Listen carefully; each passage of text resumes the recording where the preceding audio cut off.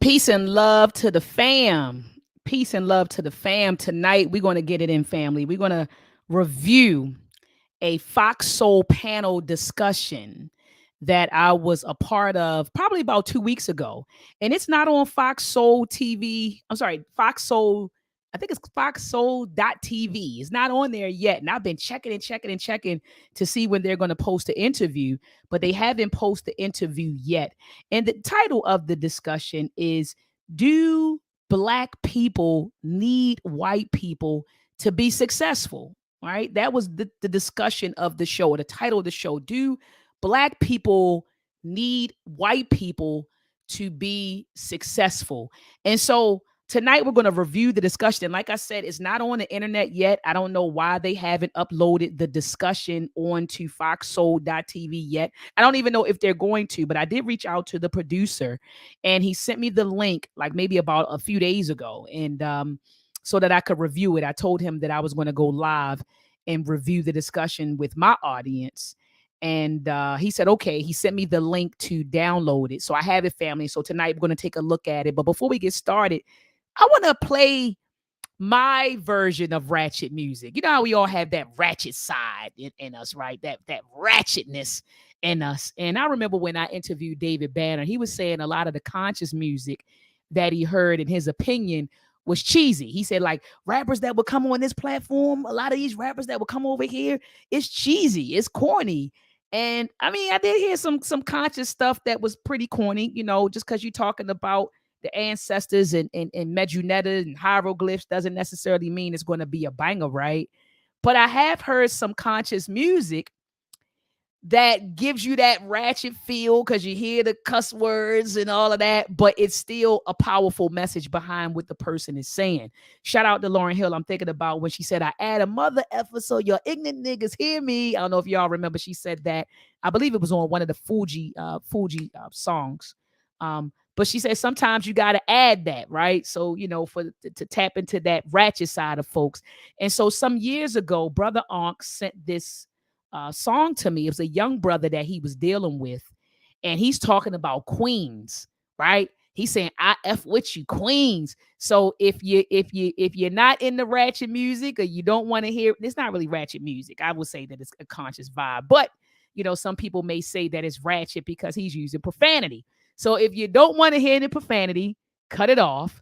But for those of you who say I can listen through the profanity to hear what this young brother is saying, check it out. And let me make sure I'm sharing my sound, because you know how some of you all will be like, Todd Ma, you'll be in the chat telling me that you can't hear anything. So let me make sure that I'm sharing my sound. All right. And then we're going to rock off. Here we go. Masterpiece.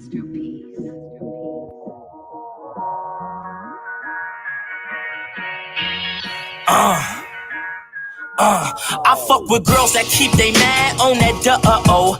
Ones you can never categorize as her-ohs. Might even let her have my son if she acting right. That's that shit that we like. We don't fuck with them ratchet ties.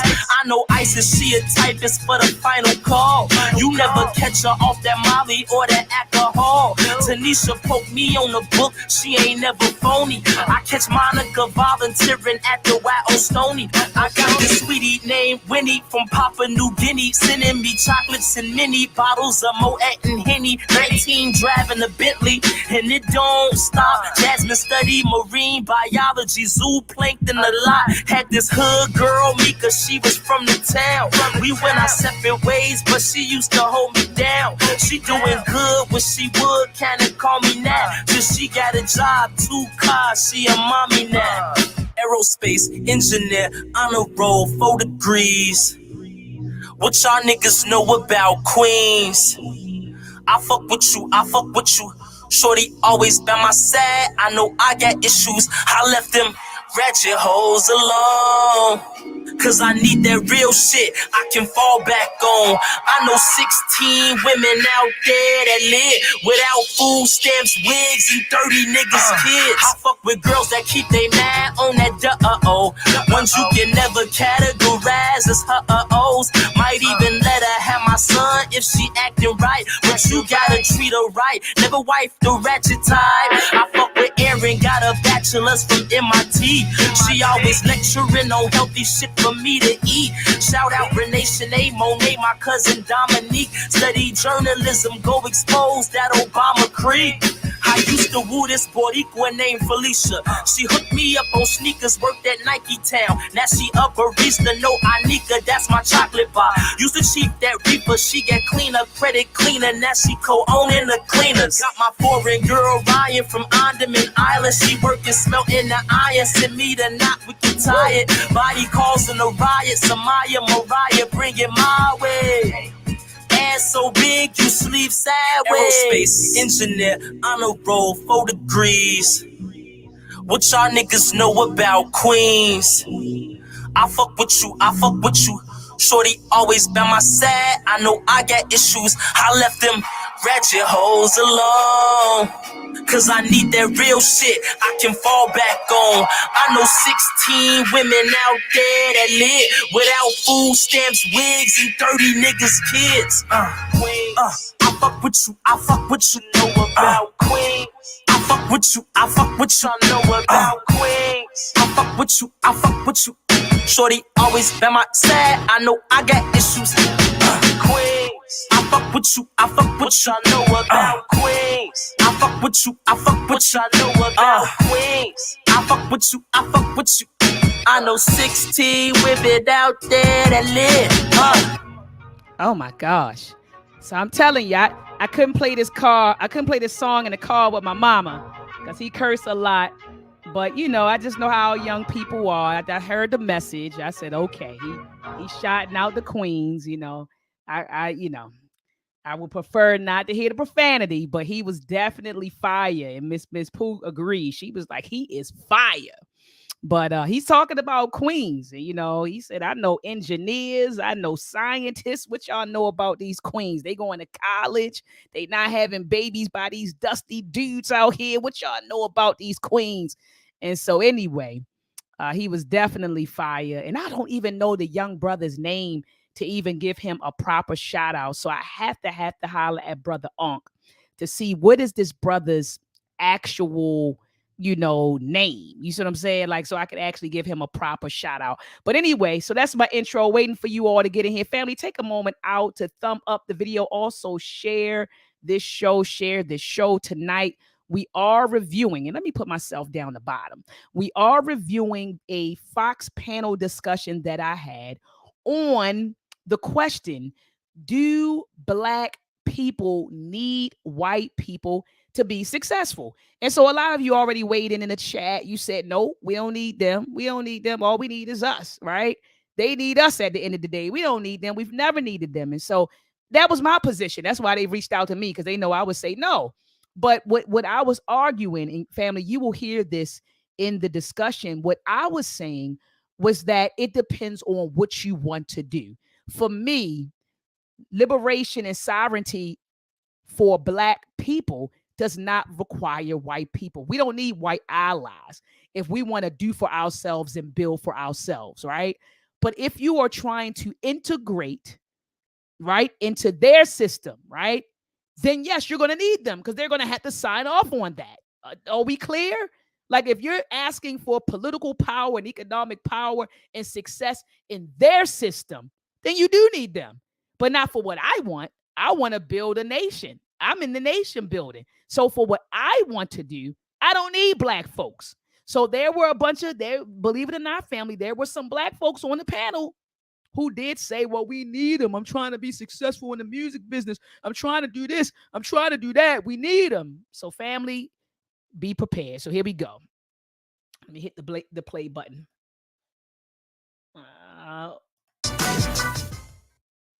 Welcome to Business of Being Black with Tammy Mack. I am Tammy Mack on Fox Soul. Should it matter if a white Black person runs your business or your personal affairs?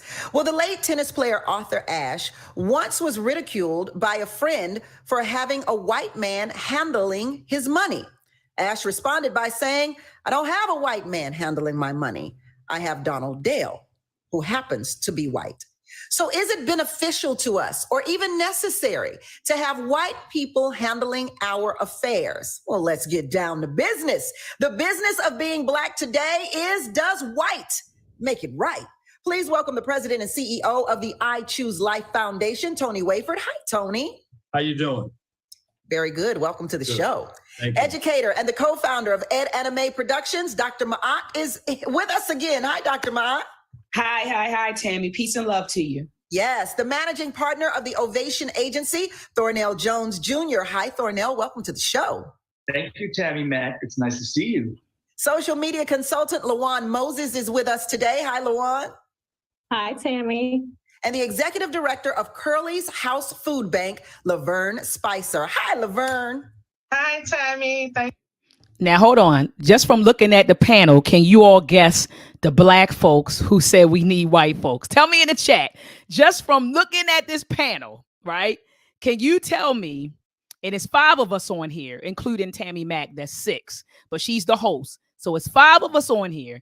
You know that I argued that we do not need white people. Who do you think was the other person who said we don't? We don't.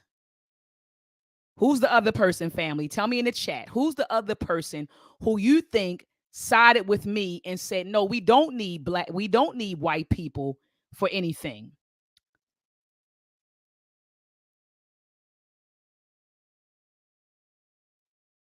I'm looking in the chat, family.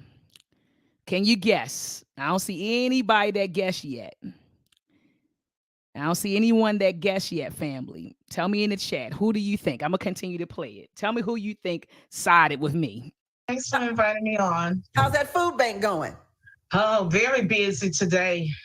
Good, good. Thank you for all your service that you do. So let's get things kicked off. The title of the show is The Business of Being Black. Therefore, I handle Black business. I want to know, why should Black people care about white folk handling their business? Why should Black people care if the white man's ice is colder? I'm going to kick it off to you, Tony.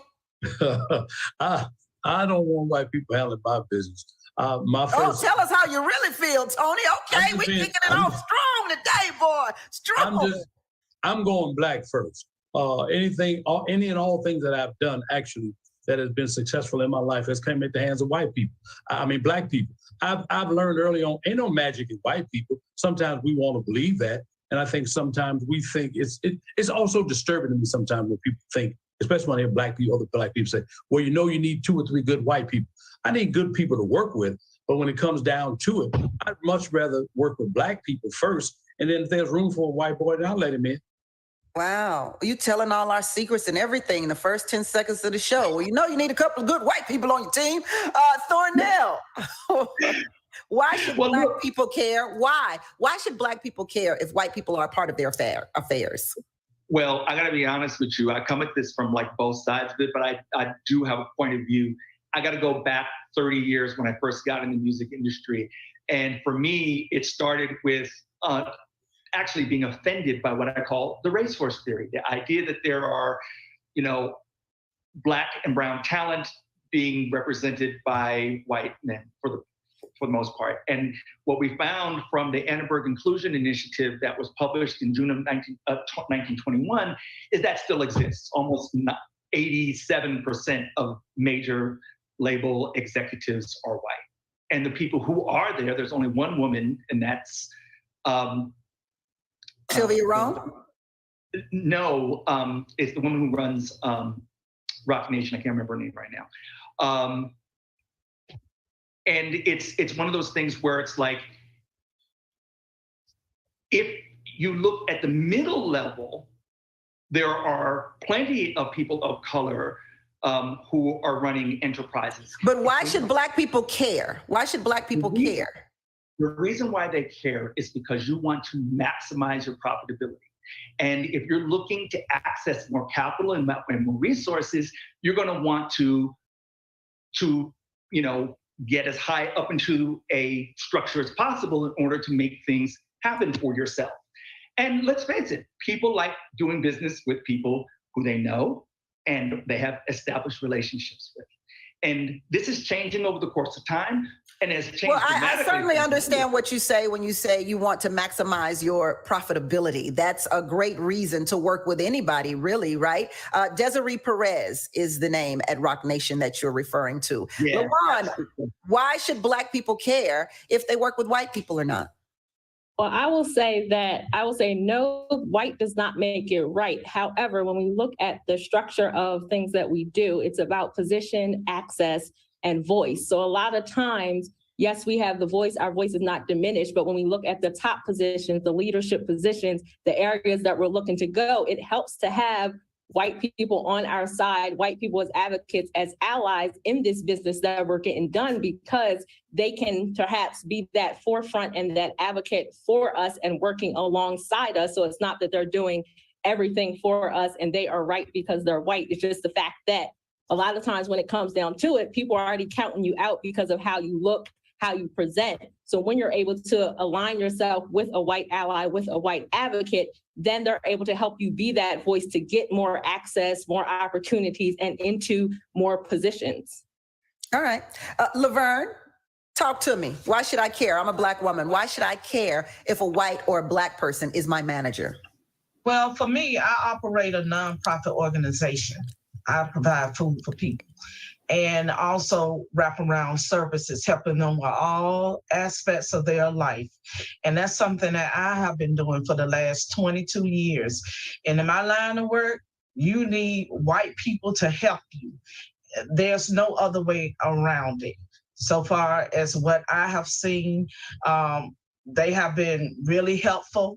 So in my line of work with helping me on every aspect. And at the end of the day, very much needed in my line of work. Dr. Mayat, talk to me. Why should Black people care is the question. Yeah, and so Tammy, I'm with Brother Tony. Black people, we should be able to do for ourselves and build with one another. For any Black person who feels like we need white folks, these are Black people who have clearly bought into the lie of Black inferiority.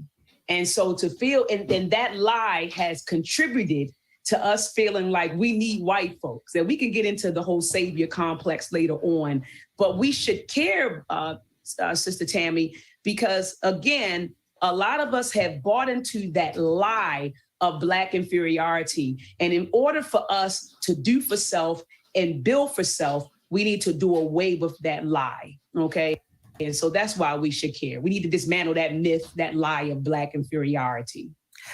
Oh, and I stand by what I said. And I hate that, like, you know, I know you all see my game face on. Some people say, is she mugging or is she?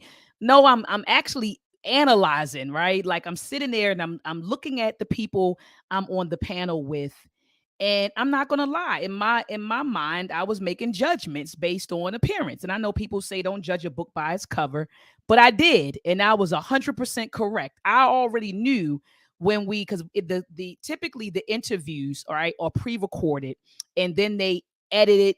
They do a little bit of editing, and then they air the interview, you know, later on, right? And so while we were recording this, right, on Zoom, I looked at who was on there and I said, the brother, I said, the older gentleman right there, I said, he's going to be the one who's going to stand by me and say that we don't need white people. I said, the two sisters and the brother, the other dude, right? I said, all three of them are going to say we need white folks. And this was just purely from looking at them. And I was 100% correct. Anthony T. Browder, in his book, From the Browder File, he has a chapter entitled The Politics of Hair. And in that chapter, he argued that the way you wear your hair, you make a political statement. Now, I do agree with Erica Badu that everybody with a perm or tracks or weave ain't blind, and everybody with locks and natural hair ain't conscious, right? But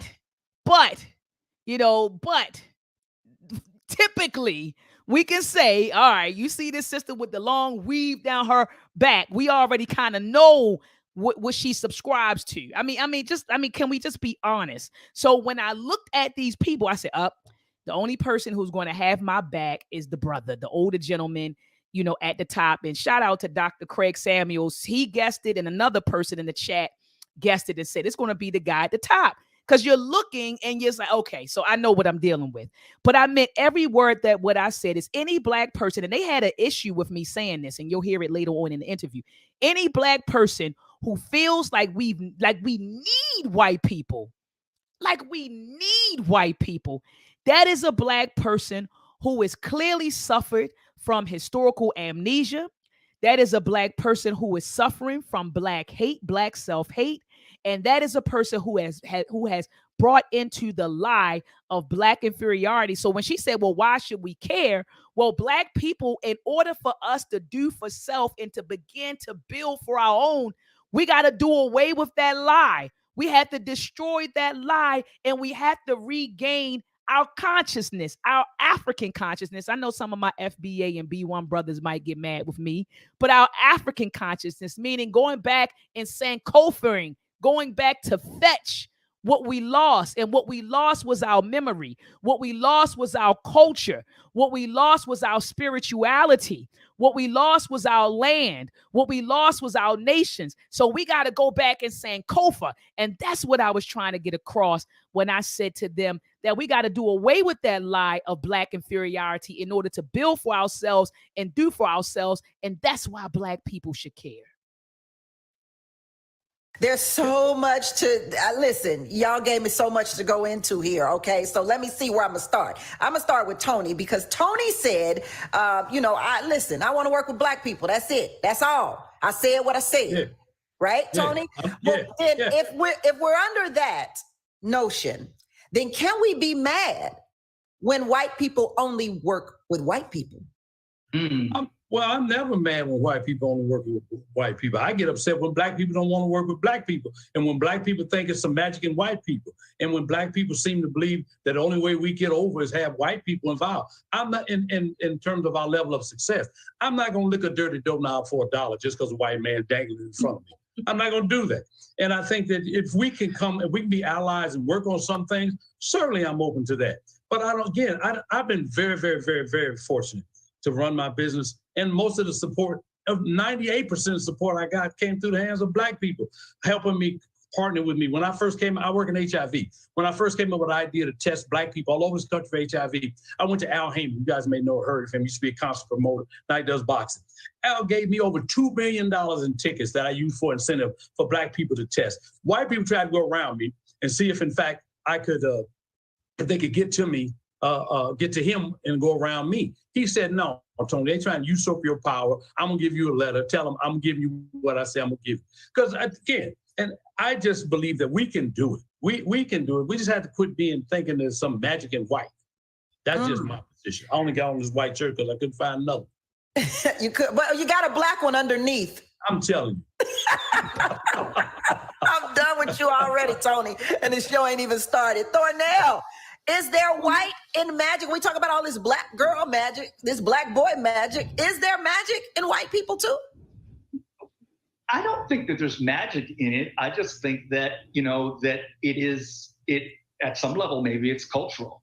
And, I remember when I worked at A&M Records in 1996, there was a summer training program that was started by a white man, Herb Alpert, to actually develop the networks of young black and brown people in the music industry through summer internships so they could develop their own networks and eventually ascend to the top. At this point, for example, there's only one black head of a major publishing company, and that's John Platt.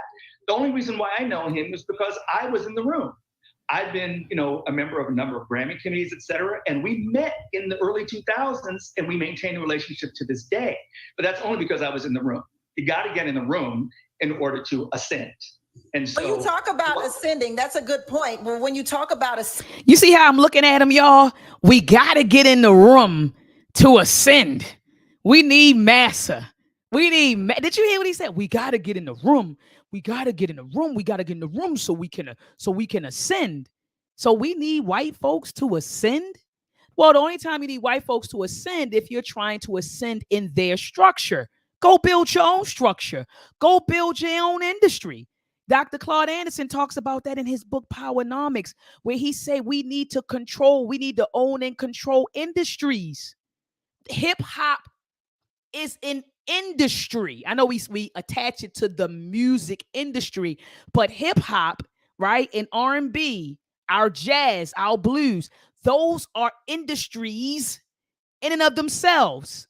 And so Dr. Claude Anderson was saying that we need to control the industries from the bottom to the top.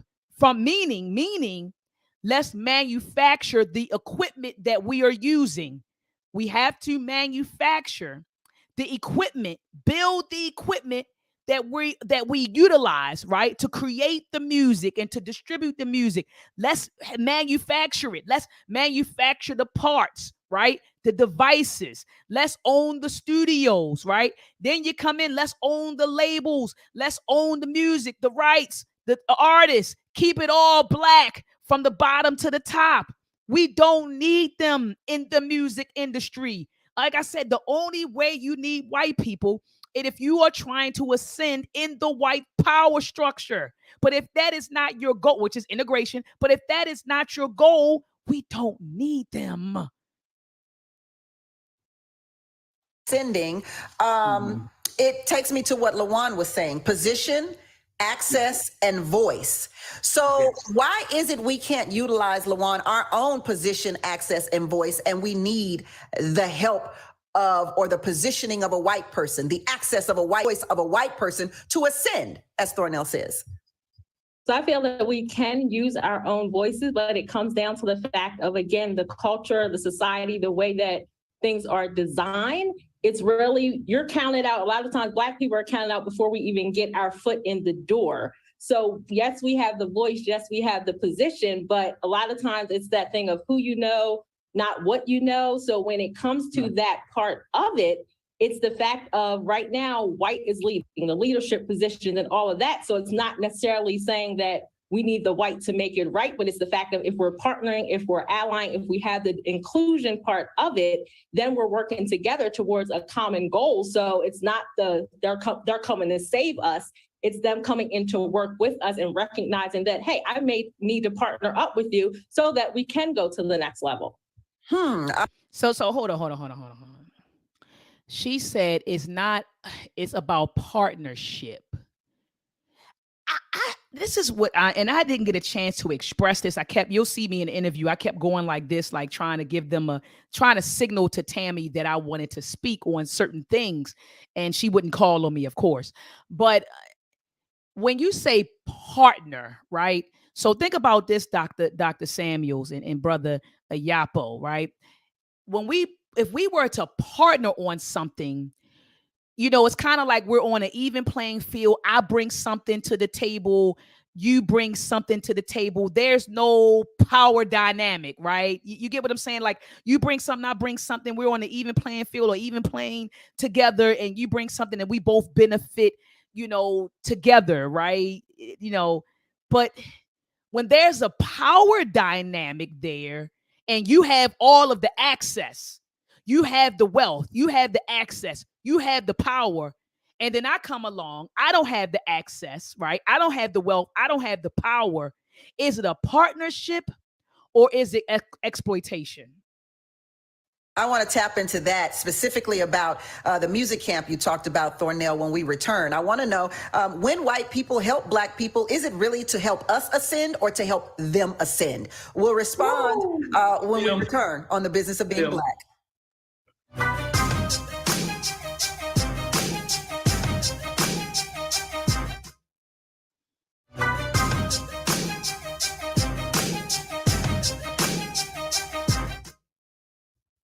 Welcome back to Business of Being Black with Tammy Mack. I am Tammy Mack. And the business of being Black today is the white man's ice colder? Does white make it right? Thornell, when we left, we were talking about a music camp that Herb Alpert, who, you're right, he does a lot for Black and brown people in the world of music, for sure. And I oftentimes go to his jazz club in LA called Vibrato. So I'm a fan of Herb Alpert, all right? Making love in the rain, baby. But But you talk about a camp that he had for Black and brown people.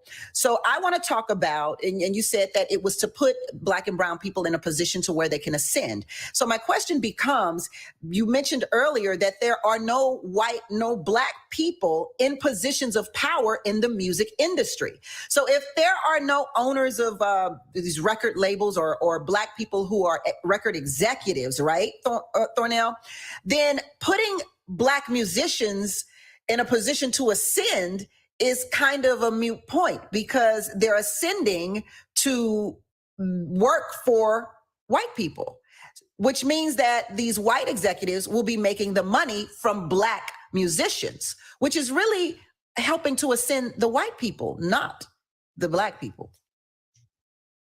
Well, Tammy, I can appreciate, that point of view. But you'll have to understand, in the 90s, there was a huge consolidation of the major record companies. There used to be 6, and now there's only 3. And all of the major record companies were bought up by multinational corporations. Vivendi is not a music company, but they own Universal, the largest music company in the world, right? So part of what you're seeing is a global phenomenon where, yes, there are Black executives, but when you get into the corporate structures that own those music companies, there are very few Black executives. So then, Dr. Mayat, I'm sorry, go ahead, Thornell. No, please. So, Dr. Mayat, then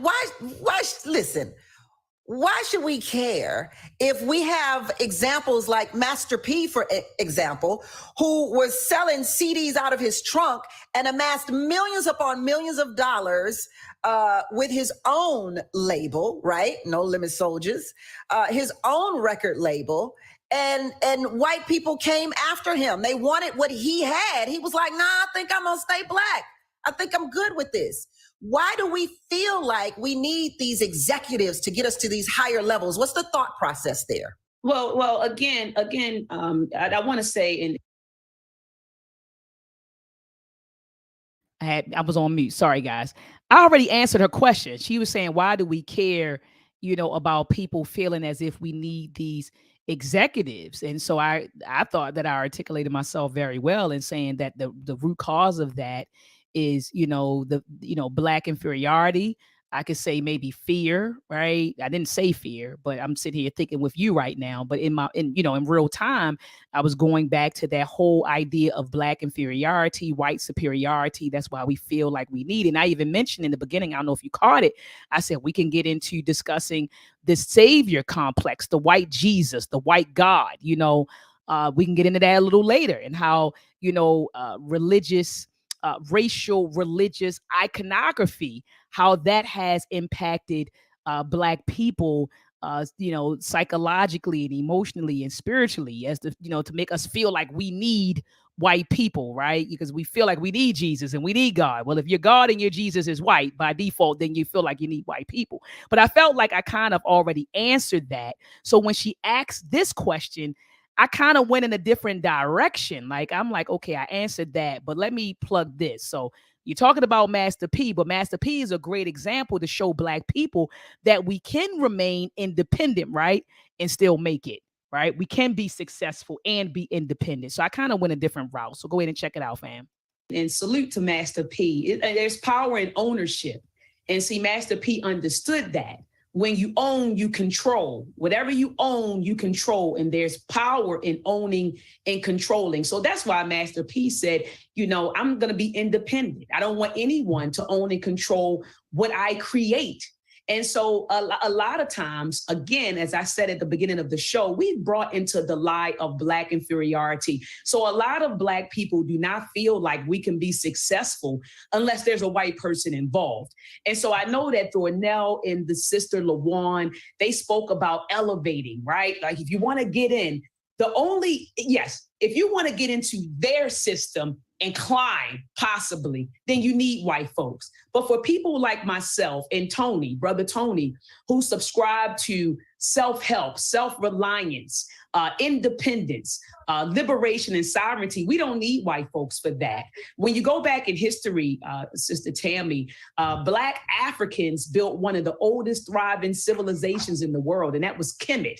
Kemet is a word that means it's the oldest civilization. I'm sorry, it means land of the black people or land of the blacks.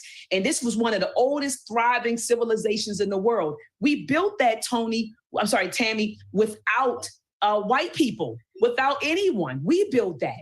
And when you go back to history and you think of all of the different organizations, when we think of Marcus Garvey, when we think of the Nation of Islam, we were able to build thriving businesses, restaurants, schools, nurse courts, and whatever without white people. So we've been successful for white people without white people, Tammy. And so again, people who believe that we need white folks are people who have really bought into the lie of Black inferiority. And these are people who want in on their system instead of building their own system.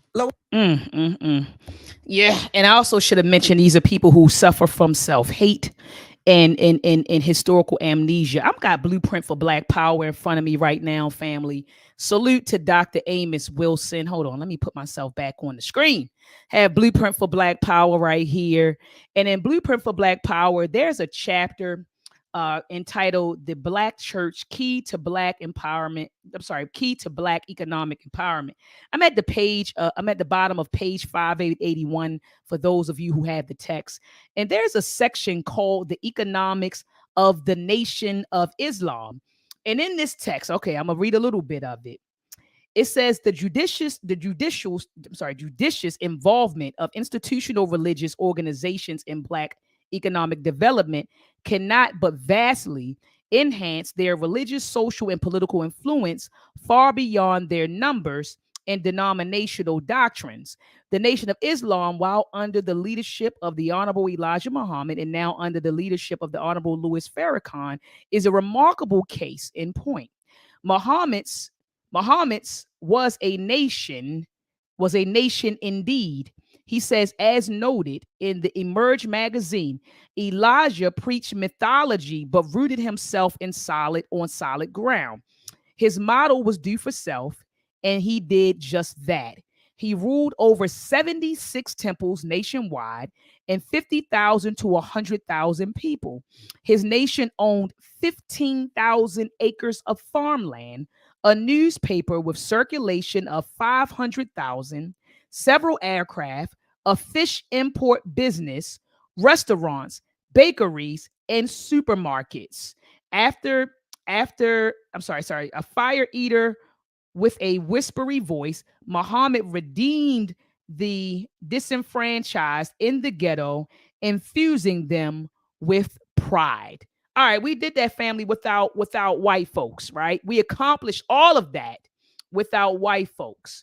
And then I reached out to the president of the UNIA, the chapter in Baltimore, and I asked him, I said, let's say farms. Okay, hold on. I reached out to him and I said, he and I had a nice conversation. I said, can you please send me a list of the things the UNIA owned at its height?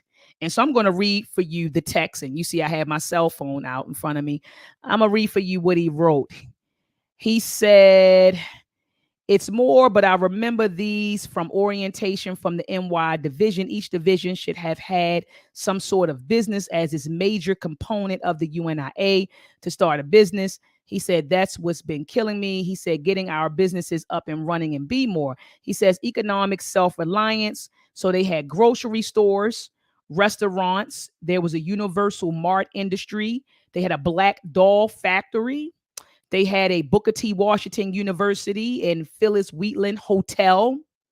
They had different offices. They had the Black Star Line. They had, it says,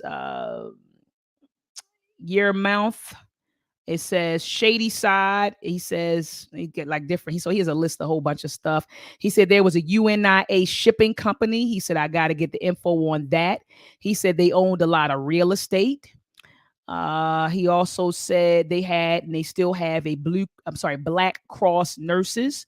They had Black Motor Corps. He said the division officers got paid. He said Marcus Garvey and the UIA had a few newspapers besides the Negro World. He had a painting company, also published other powerful newspapers. He said also schools. He said not in the traditional sense. He said African philosophy was courses taught. He taught that 3 years before his death. It says also the UNIA itself is a business, and the African Communities League was a business. He said one for profit and one for nonprofit. So, family, we were able to accomplish all of that without white people. So, anyone who thinks or believes that we need white people, again, has bought into the lie of Black inferiority, suffers from historical amnesia, or should I say historical ignorance, right? And also some Black self-hatred. That's just what I believe. I'm sorry. Juan, I want you to go ahead and respond to what Dr. Ma'at has said. I know, Thornell, I know you want to respond too because she mentioned you.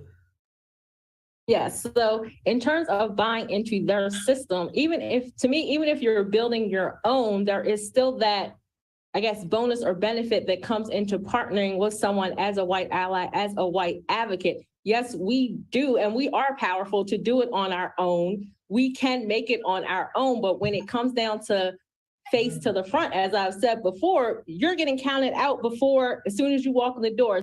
Did you hear the but? We can do it on our own. Yes, we can do it on our own, but there is no but. As soon as you're applying for that loan, as soon as you're going for that next step to be that executive. So perhaps if you are partnering up, you're building a partnership, you're having an allyship in all of this, then you're stepping together as a forefront. So it's not that I'm subscribing and saying, I need you so that I can make it. It's saying that I recognize that together, perhaps we are stronger and we can both advance our goals. Now, with anything, you have to question someone's true motives, and that could be whether Black, brown, white, indifferent. Everyone's motives have to be questioned at the end of the day. So I can't say, is this white person being true or not? But if you count their character, you get to know this person. If this is somebody you're going to a partnership with to make it to whatever business you're building or level you want to get to, then I would feel you would have some trust in that person to help you. So it's not necessarily I'm feeling inferior or I feel that this is the only way I can be successful. But if I'm getting counted out from the very beginning, why not join together and make my partnership stronger? Did you hear what she's saying? If I'm getting counted out from the beginning, why not partner up? Why would I want to partner with someone that's counting me out? Do you hear the logic, family? Or is it just me? If these are people who are counting me out from the beginning, why do I want to partner with them? If you're counting me out, I need to just go build for myself. I don't want to sit at a table full of people who are counting me out. I want to partner with people who are counting me in. How about that? By joining with a white ally. I'm coming to you, Laverne, but Thornell, I know you wanted to respond. Well, I want to respond because, I mean, you know, I don't look at that as a personal affront. I absolutely understand what you mean about, you know, internalized Black inferiority complex. I totally get that. But I don't think that that this is what this is about. I think that as a business person, you have to be looking at maximizing your profitability, growing your business the best you can. I think the best, I mean, I'm going to use music business examples because that's what I've been doing for 33 years. But you have to understand that the music business in America was, you know, grown out of racist principles, and it probably needs to be dismantled and a new order come together. But if you look, for example, at what's happening with African music that's coming out of Africa, Black people on the continent built their industry to the point where it began to dominate on the world cultural scene. And one by one, all these multinational corporations went and did partnerships with those companies from Nigeria, from Tanzania, from South Africa, in order to be able to tap into that market. They even started putting their major white artists on those African artists' records with the idea that they were going to cross them into Africa. Instead, it did the opposite. It made African music grow, right? So here we are in a situation where we talk about what Lawant is talking about, is having partnerships with people who understand about maximizing profitability. Thornell, I understand what you're saying, but you're going to have a very hard time convincing anybody that, that white people in the record business, in the music business, were ever out to partner with Black people. They've been stealing our music since Little Richard said so. Okay, so that's a hard press one. I mean, when Michael Jackson and Prince, the biggest selling artists of all time, go against the record labels, you know that's a problem. But Laverne, go ahead. I want you to get in on this one, please.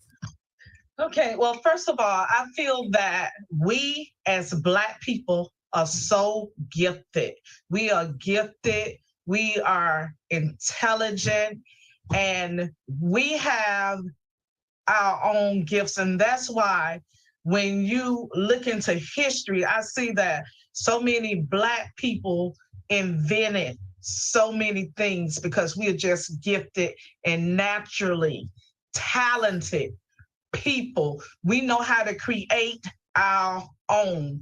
And with that being said, just because you are able to do that, and because you choose to partner with a white person because you feel like you want to work with them, I don't see why that should make you feel like you have some type of inferiority complex. I don't see that.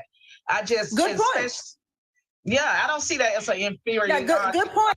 That ain't no good point. Tammy talking about good point. That wasn't a good point. Just because you want to partner with, you have to. I don't think that we understand what slavery and what religion has done to us. I don't think we really understand how with slavery and religion, how that has impacted us, psychologically. I don't think we understand that. When I think of religion, I'm sitting here right now. I'm just having a candid moment with you all. I remember attending church as a little girl, and Sunday after Sunday, looking up and seeing a white Jesus over top of the pulpit. So literally, the way the church was set up, you had the pews here. So let's say you had 3 sets of pews. So a pew here, set of pew here, set of pews here, set of pews here. In front of the pews, there was an area where the deacons would sit. And then above the deacons, you had a choir loft to the left and a choir loft to the right. In the middle, you had the pulpit where the pastor and the associate pastors or ministers would sit. And above that pulpit, you had a white Jesus standing on clouds like this with his arms open. Do you understand how that impacted Black people to see and think of Jesus or God, the God that you pray to, the God that you depend on, the God that you submit to, and seeing a white image of that? Because you got to understand, now your subconscious is being programmed. Now, okay, I see, oh, God is white, God is white, Jesus is white, God is white, Jesus is white, God is white, Jesus is white, God is white. So what do you think you're going to do when you encounter a white person? By default, you transfer those feelings to that white person, whether you're cognizant of it or not. I've seen Black people get around white folks and they change their disposition, their dialect change. Everything is yes, sir, no, sir. And they revert right back to that very obsequious, very submissive, right? And so I'm sitting here listening to the sister. I don't think that just because we want to partner with white people, think that we need white people. Well, no, what she say? It doesn't mean that we suffer from an inferiority complex. I just want to partner. But when you listen to the panel, people keep saying, I want to partner because I want access. I want to partner because I want to ascend. I want to partner because I want to be successful. And in their minds, the only way to ascend or to have access or to be successful is by being with white folks, connecting ourselves to white people, connecting us to the very same people who enslaved our ancestors, who murdered our ancestors, who stole the land out of our ancestors, stole the land from them, thousands of acres of land. The same people who locked our ancestors out from creating wealth. The same people who didn't permit our ancestors to live in the same neighborhood with them, formed racial covenants, right? Who created programs, the FHA, the PWA, to make sure they segregated us, put us in neighborhoods where the values of our homes wouldn't the same people. These are the people you're saying you want to partner with.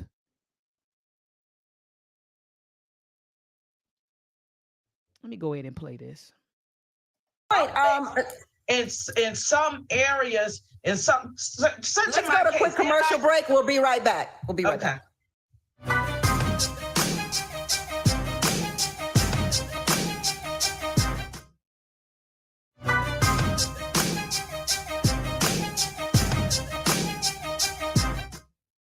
Welcome back to Business of Being Black with Tammy Mack. I'm Tammy Mack, and the business of being Black today is, does white make it right? Please welcome the president and CEO of the I Choose Life Foundation, Tony Wayford, educator and the co-founder of Ed Anime Productions, Dr. Maat, the managing partner of the Ovation Agency, Thornell Jones Jr., social media consultant, Lawan Moses, and the executive director of Curly's House Food Bank, Laverne Spicer. So I want to get into a different segment of what it means for white people to help Black people. Let's take a specific instance like Kim Kardashian. She used her celebrity status to lobby the Trump administration to release low-level drug offenders from prison.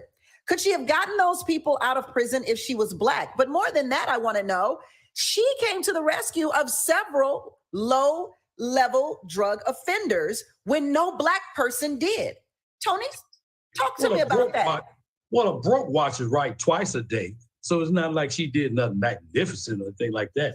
And I think it's also important when we talk about, I have to go back when we're talking about the music part, because as Malcolm said, of all of our studies, history is best prepared to reward all research. And you can't talk about music unless you talk about Clarence Avant, who actually kicked up the door so you could be in the room, brother. So it wasn't the magic or just benevolence of white people that got you in the room. We're just going to be honest. And what Kim did, I mean, it wasn't no magic in that. And I think the reality of it is there have been Black people lobbying forever to get other Black people out of jail. So she's not the first one to do that. It's just because she's a pretty little white girl in America decided to hold up as a poster child for liberating Negroes out of the penitentiary. I'm not giving her nothing for that. But she did it when no one else could, Tony. No, she got action. That's not true. She got action because who she was. Everybody else was trying to do that. It's not like we haven't been lobbying and trying to do that. She just got action because, again, it would also make the world think that this white girl came to the rescue. Dr. Maat, you say it's not true. That's not true, Tammy. If people do a little bit of digging, they'll see that Kim Kardashian was actually working with two sisters who are already doing this work for years. So Kim Kardashian wasn't the one that was out here freeing all of these people. Kim Kardashian was working with two sisters, and right now, and I forgot their names, but people can do their due diligence. It was two sisters who were doing the legwork to get those people out of prison. It wasn't Kim Kardashian. She may have been the face because she was working with them and she was the celebrity, so people gave her the praise. But the praise went to those two Black women who had a nonprofit organization who have been getting Black people out of prison for years. I had to set it straight. When she was giving Kim Kardashian the props, I'm like, man. And I remember when people was getting all excited about Kim Kardashian getting Black people out of jail. Kim Kardashian, and come to find out the whole time, Kim Kardashian linked up with these two Black sisters. I forgot their names, and Tammy's going to call their names. But it was two sisters who've been doing this work for years. And these were the women who were getting the Black folks out. It wasn't Kim Kardashian, even though people gave her the praise, you know. But all Kim Kardashian did, if we all keep it a buck, and I wish I would have said this, all she did, she said, used her celebrity that she gained from Black people. I want to say that again. Kim Kardashian became a celebrity by dealing with different Black men. That's how she became famous. I'm glad that Ray J just came out recently and told the truth. He said that Kim Kardashian's mother approached him and said, hey, I would like you to make a sex tape with my daughter. We're going to sign a contract. You get 400,000. She's going to get 400,000. We're going to go to this company. They're going to distribute this sex tape, and we're going to make it seem like it got leaked somehow. And that is when Kim Kardashian blew up, right after the sex tape. So that's when she blew up, and they started getting keeping up with the Kardashian. They got shows. She was on interviews. Then she started dating other black men. She went from Ray J to Reggie Bush. Then she went from Reggie Bush, I think, to Kanye. So Kim Kardashian gained her celebrity from dealing with black men. That's how she became famous, okay? And her mother, I do agree with Candace Owens. I don't fool with her, but I do agree with her when she called Kim Kardashian mother a pimp. She pimped her daughter. Who sits there and watches a porno tape of their child? And Ray J said she didn't watch not just one tape.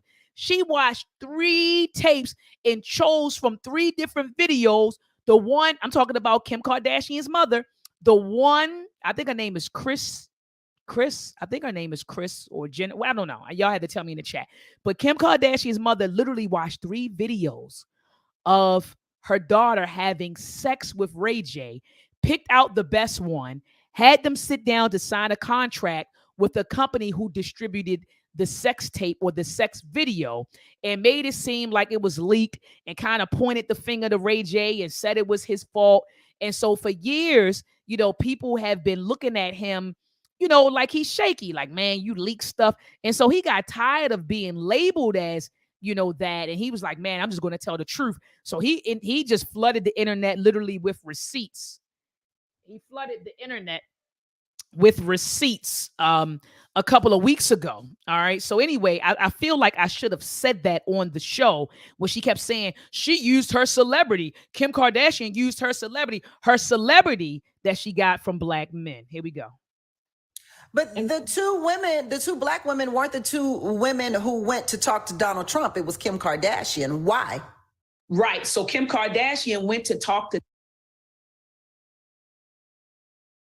Hold on. It says a network error. So let me see what's going on, y'all. Let me see what's going on. Where were we? Let me see. Let me refresh. All right. And let me bring it here.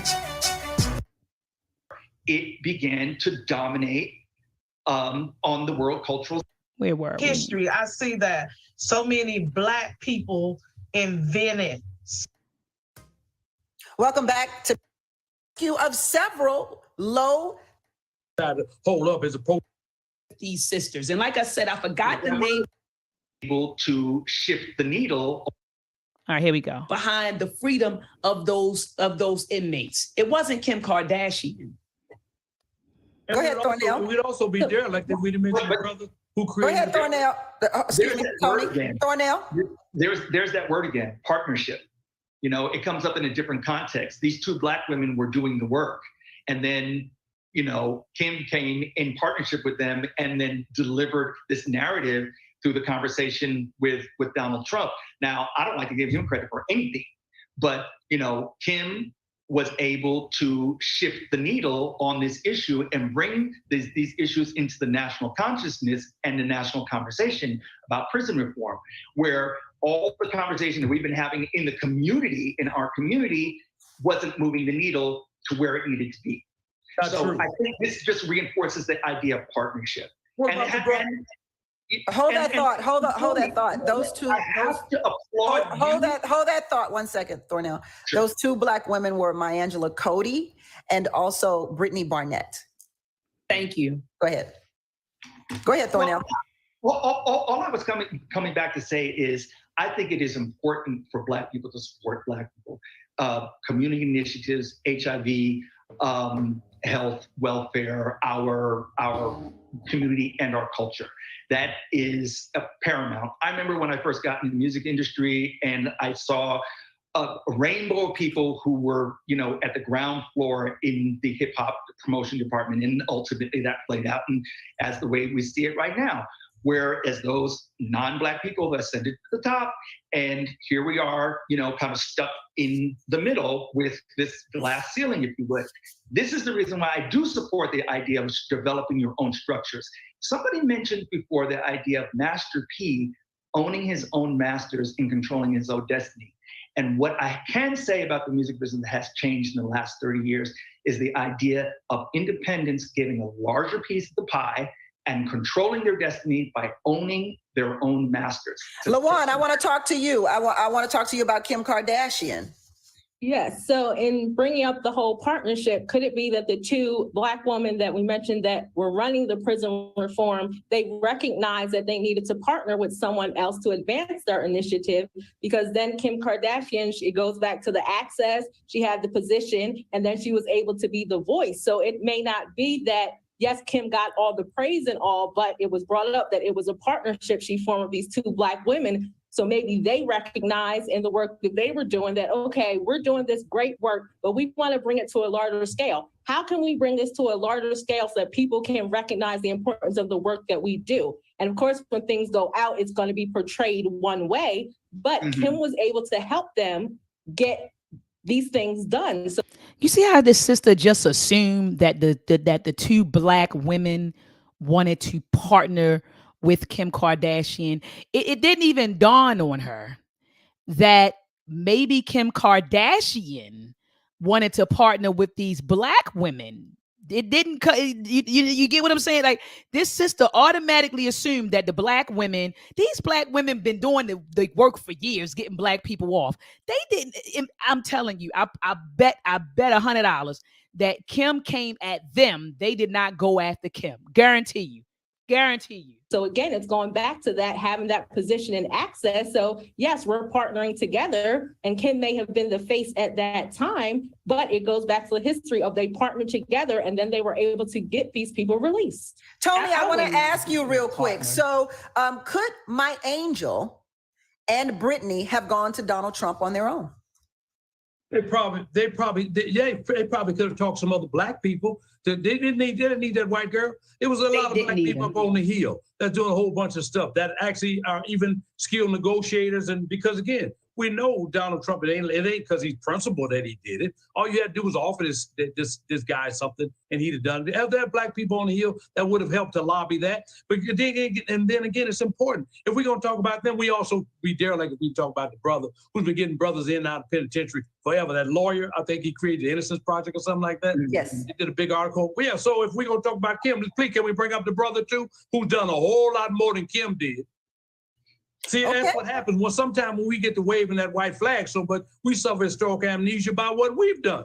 Come on, Brother Tony. And I have been doing since the beginning of time.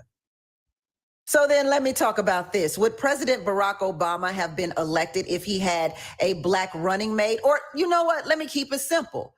Would he have won if white people didn't vote for him?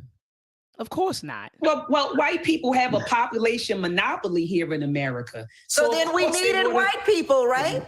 Huh? We needed white people. And that, I mean, like I said earlier, if you want to buy into this system, right?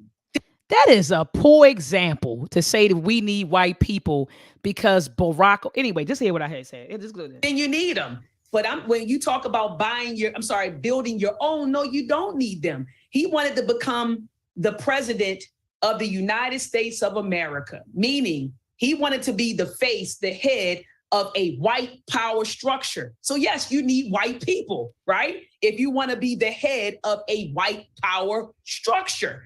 But if that's not your goal, to be the head of a white power structure, and we want to be independent and build our own, then we don't need them. But yes, if you're trying to integrate with them and be with them and advance in their system, then yeah, you need them. But if you want to be a liberated and sovereign people, then you don't need them. All we had to do, Tammy, is build our own and protect what we build. That's it.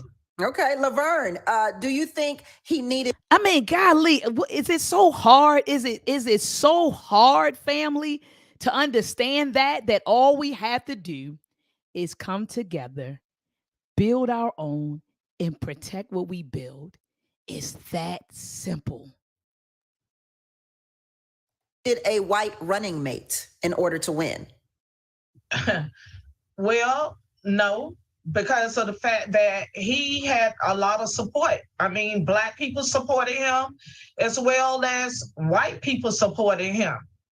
So that's it. He just had a lot of support. So it's not like he needed anybody because he had that supported base backing him.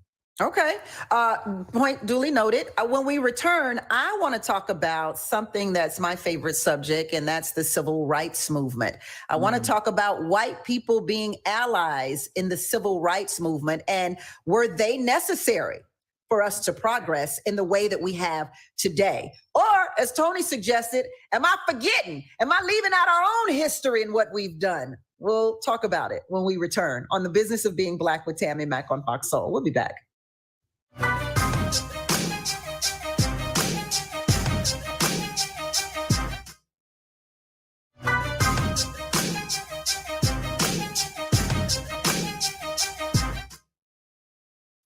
Welcome back to The Business of Being Black with Tammy Mack. I'm Tammy Mack, and the business of being black today is white right? Does white make it right? Is the white man's ice cold, or do we need white people in order to ascend in America? A couple of my panelists say, hail to the no. And a few of them say, listen, profitability is what America is based on. And if you want to profit, you need to holler at the white man. All right. Tony's laughing at me on that one. Let's talk about the civil rights movement. Would the civil rights movement have made the same amount of progress if there were no white people on our side? And I say that because, honestly, white people significantly helped in the movement. They were our allies in every way. Some of them, when we talk about the Freedom Riders, we talk about James Zerg, who was one of the Freedom Riders who got ripped to pieces, shredded to pieces for helping Black people. When we talk about even the grandest of the Olympics, where we had the brothers holding up the power sign, the Black Power sign. We can't forget about Peter Norman, who wore the pin in protest as well. So we can't forget about those white people who gave us rides during the bus boycotts. How do we not need white people, Dr. Mayat? Y'all sounding crazy to me now. Well, Tammy, I mean, when you think about the civil rights movement, and salute to those brothers and sisters. I know that some people have their criticisms of the civil rights movement, and so there were white people, and we would be being dishonest to say that there weren't like white people who assisted. I mean, if you go back into slavery, you talk about the Underground Railroad. There were always some white folks who did assist. They provided safe houses for us. Yeah, who did assist, Tammy. But let's not act like that was the collective of white folks, right? Let's not act like it was the majority of white people who were being allies to Black people during that time. And if the civil rights movement was so impactful or so effective, why was it followed by the Black liberation movement? Like the Black Power movement was right after that, because look what happened during the civil rights movement. So it was the civil rights movement was effective to a certain degree, but then after the civil rights movement, that was followed by the Black Power movement, because we saw that, okay, here goes the rights. But as they gave us rights, they didn't give us economic inclusion. So here goes the rights. You can use our bathroom and our water fountain, but we're going to isolate you in ghettos, and we're going to strip you of opportunities to get ahead. And that's what happened. And so you saw that right after the civil rights movement, then here comes the Black Power movement. Because Tony, I want to hear what you have. See, she ain't let me finish. You heard how she just cut me off, family? She said, Tony, because what I wanted to drive home was that the civil rights movement was about social integration. Here goes some rights. You can come into our restaurants. You can stay at our hotels.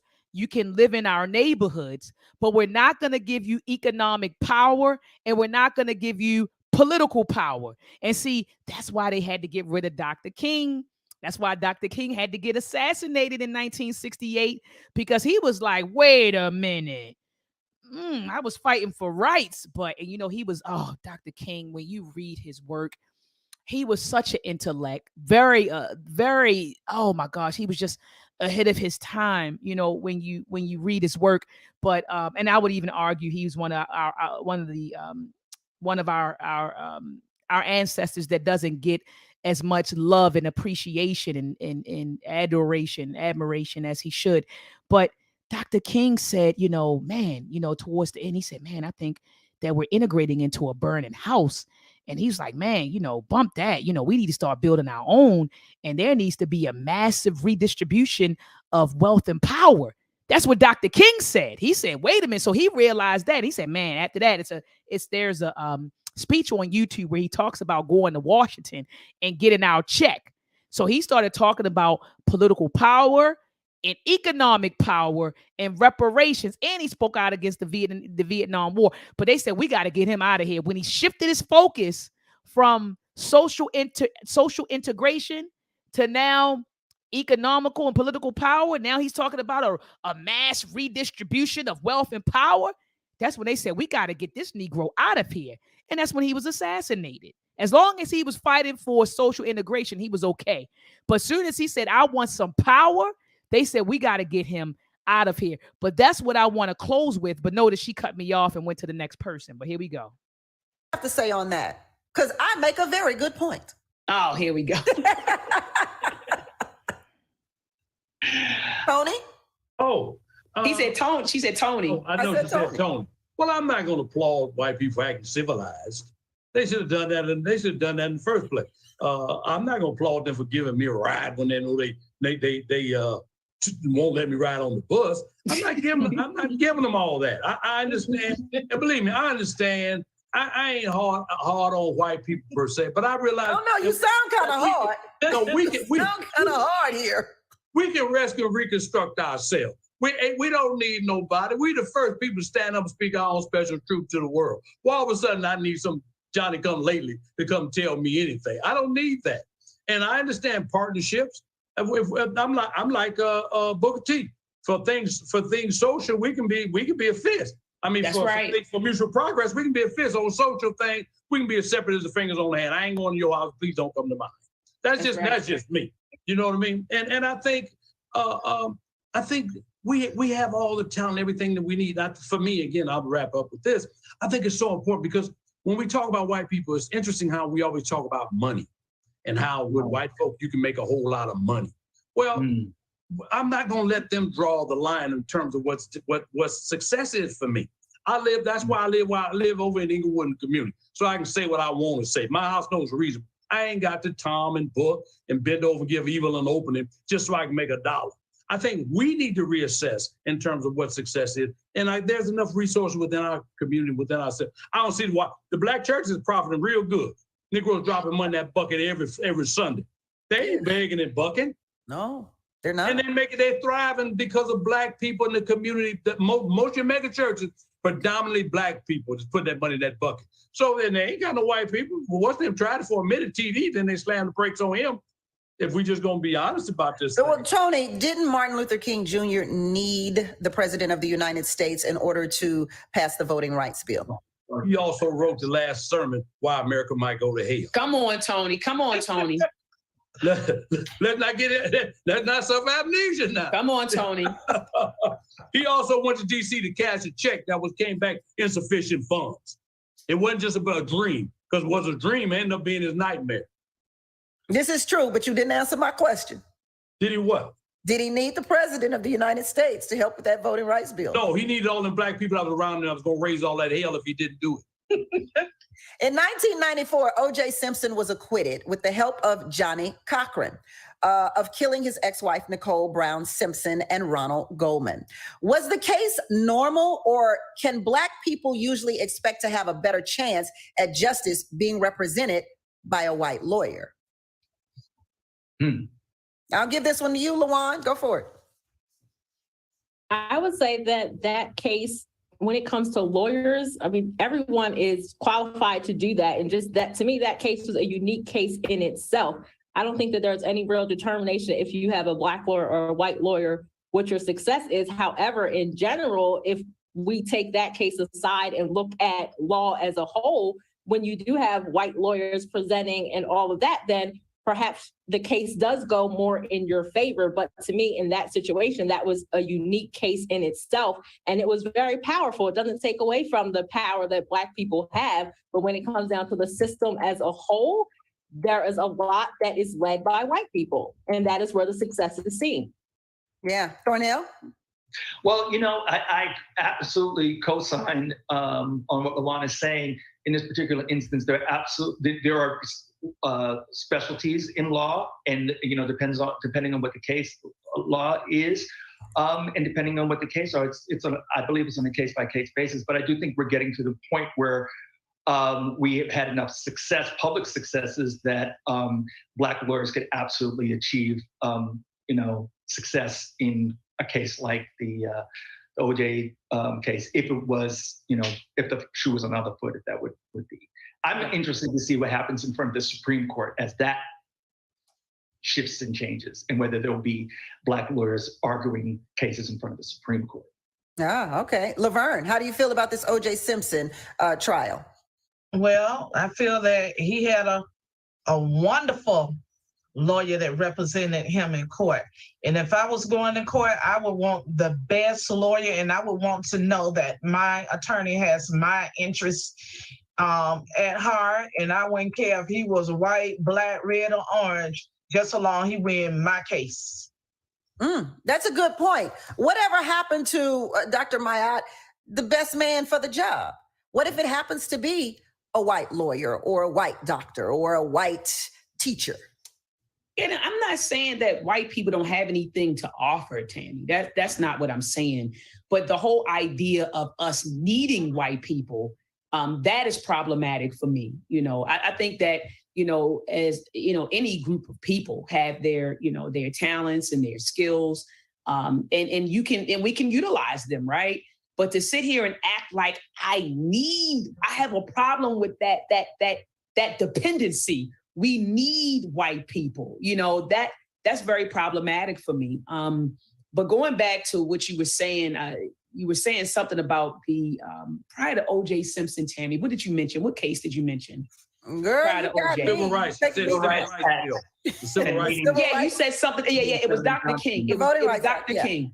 It was Dr. King. You said that he need Lyndon B. Johnson, right? And as I stated over and over again, Tammy, the push at that particular time was integration. So if you're trying to integrate with white people, then you need white people to sign on for that, to sign up for that, right? You need them to co-sign that because you're trying to integrate with white people. But if your goal is not to integrate with white people, then you do not need white people. Well, my goal right now, Dr. Ma'at, is to integrate this commercial because I need green money. Business of Being Black. We'll be back.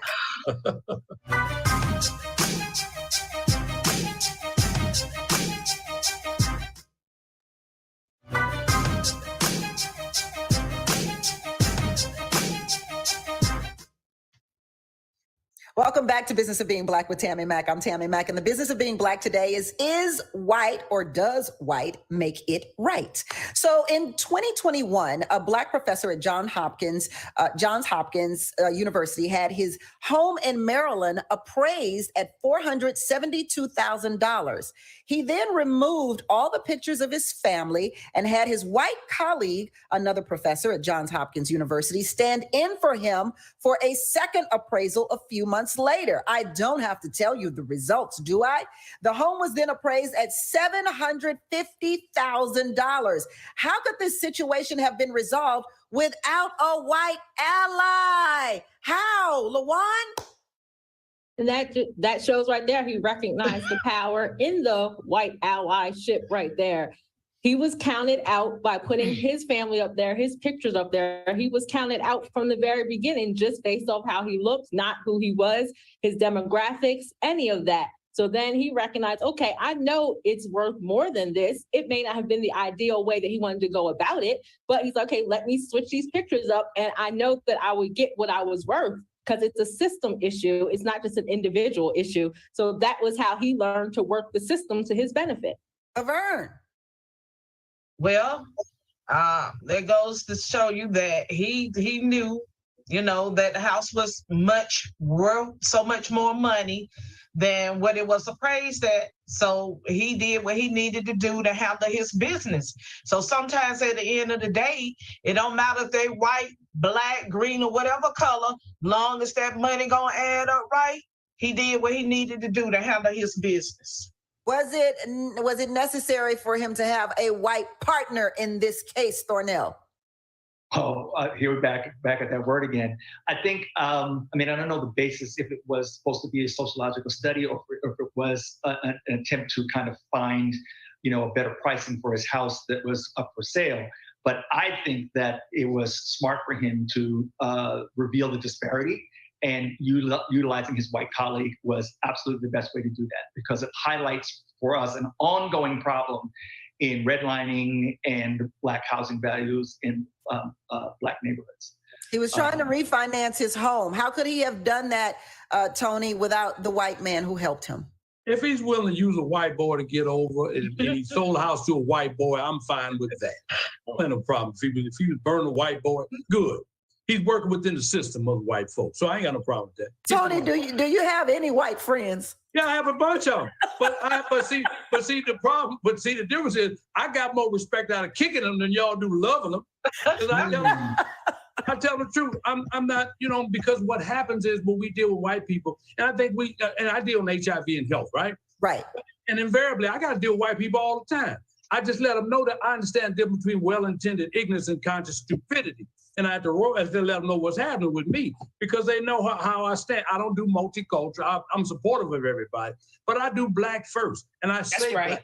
I'm not afraid to say Black. I'm not going in there bucking and pretending that we're going to do this for everybody. I'm doing Black first.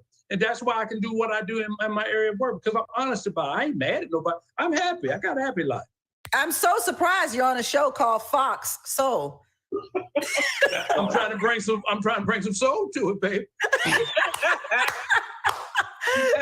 Dr. Maad, what do you feel? Homie needed his white friend in this time of refinancing his home. Yeah, and I remember this. I want to quote Dr. Amos Wilson. Dr. Amos Wilson said, don't get the individual, confused with the collective. So he used his white friend, right? And so does that mean that we need white people because in this moment, a Black colleague, utilized his white colleague, for his advantage or to his advantage? No. And so again, Dr. Amos Wilson said, don't get the individual confused with the collective. So does that mean collectively we need white people? No. This was an instance where you had a Black brother who ended up using his white colleague to get ahead. And I'm with Tony. Get it how you get it.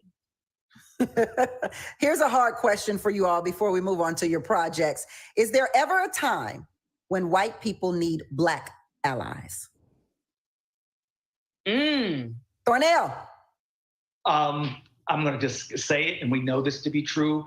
When it comes to authenticity and culture in the United States, they absolutely need Black people.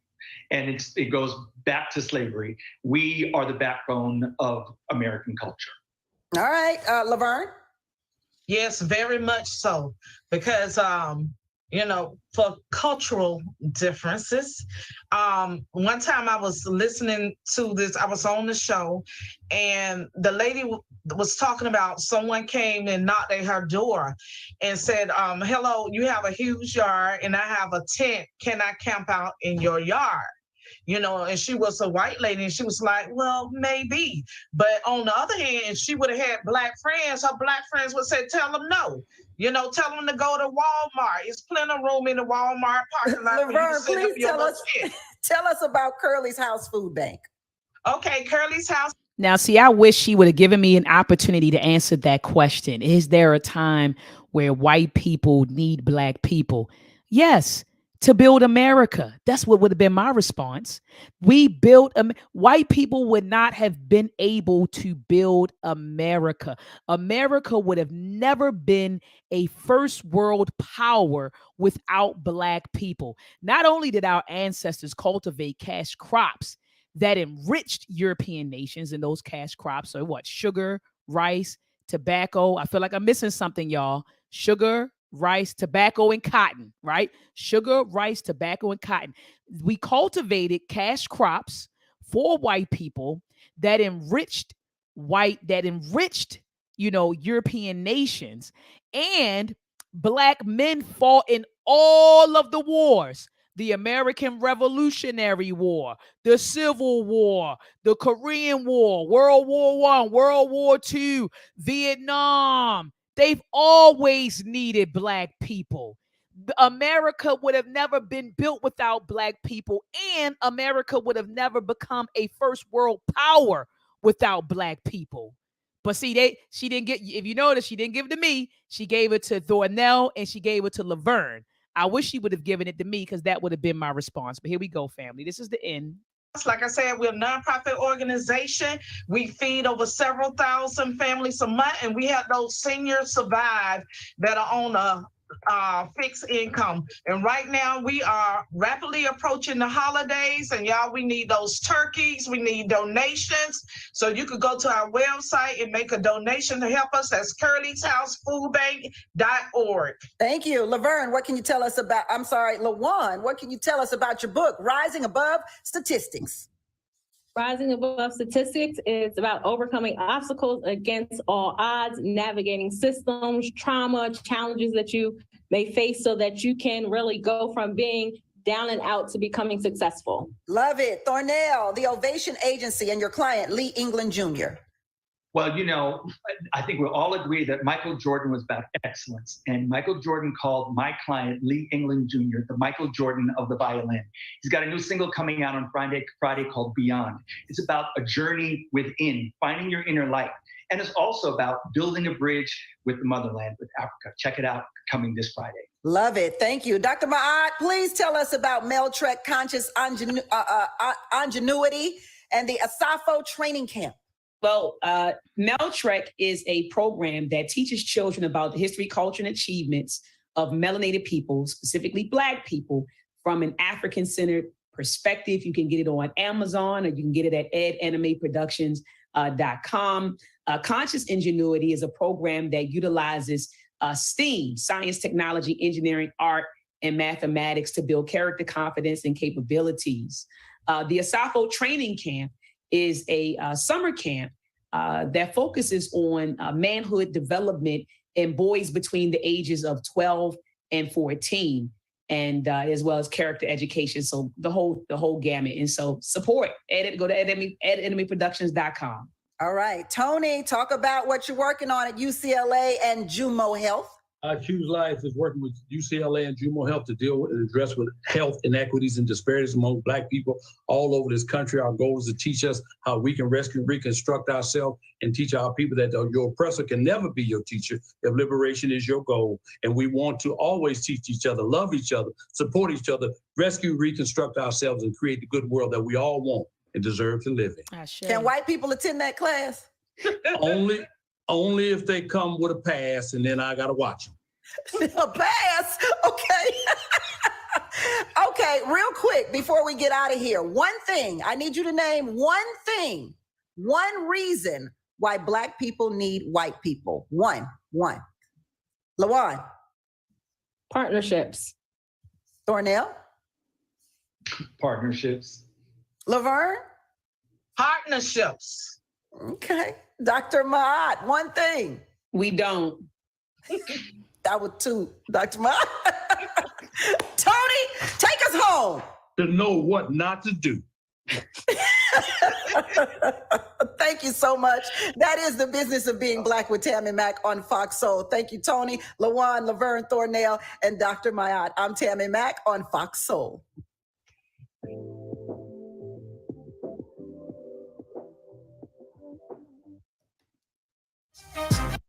All right, y'all. So I'm gonna open up. I keep saying open up the lines like it's it's phone lines. I'm gonna drop the link in the chat, family. Come on in and tell me your thoughts on what you saw, or your opinion on whether or not you feel that we need white people. So I just dropped the link in the chat. Click the link and come on in.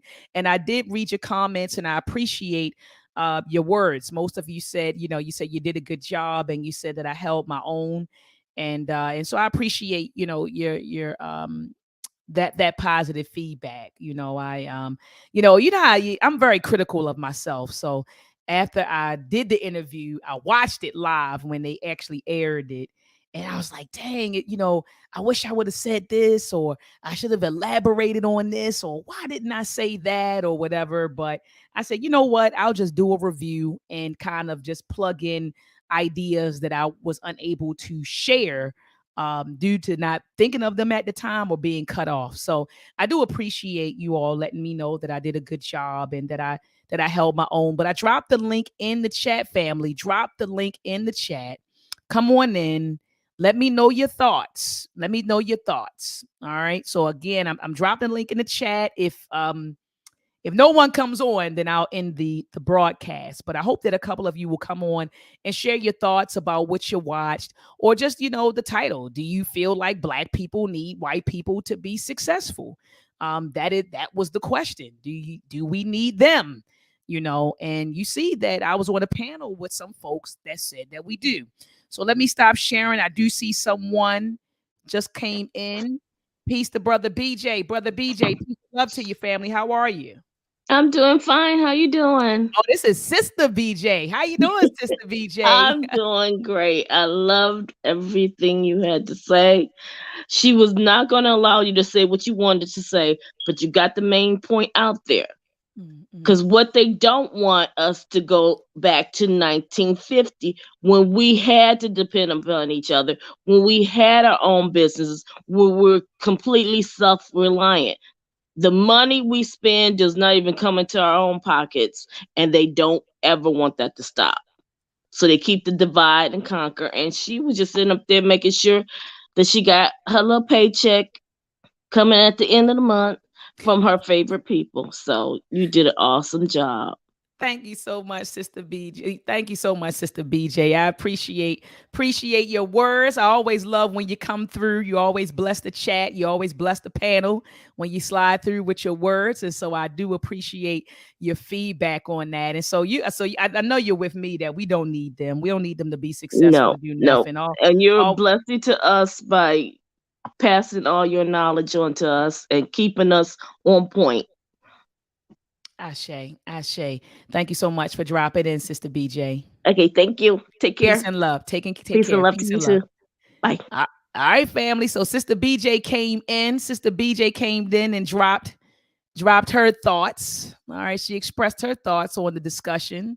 And I see I'm reading your text. Some people's like, I don't want to join live, but I'll text in the chat. And I feel you. Do whatever's comfortable to you. But I do want to hear from you all. Come on in. Again, the link is in the chat. I'm going to keep on putting the link in the chat. Sister BJ came through. Does anybody else want to comment on the discussion, what you watched, or the topic at hand, or the question at hand, right? Do Black people need white people to be successful? Does anybody else want to come on in? Do Black people need white people to be successful in America? And I agree with Sister BJ. They don't want that. They don't want us to go back to that, where the dollar was just circulating in the Black community. They don't want to do that. Peace and love to you, brother. How are you, Brother Kufu?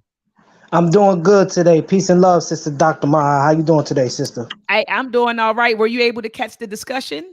Yes, I was, and it's a hell of a discussion. I couldn't believe I was actually watching them women up there speak like that, like they had cognitive dissonance. Or that they was tripping. They was almost scared to speak the truth about the treatment of white people against Black people. It was almost like that. Didn't you get that kind of feeling? Yep, that's what I got. I was like, man, that you're right. Like they sitting there, they didn't want to tell the truth. We need them. We need partnerships. They were staying away from the history. They were staying away from the history that exists between, Black and white people. They kind of stayed away from that. And one sister said, well, I run a nonprofit, I'm feeding people, and we need white people. And I was like, all right. Yeah.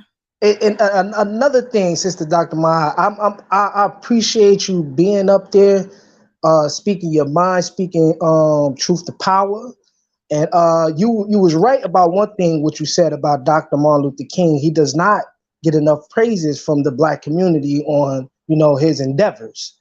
But it's one thing that I do see that is like kind of a discrepancy with that era right there. And it seems like back in that time, the 50s and 60s, it seems like those blacks more so wanted to be integrated with these white people.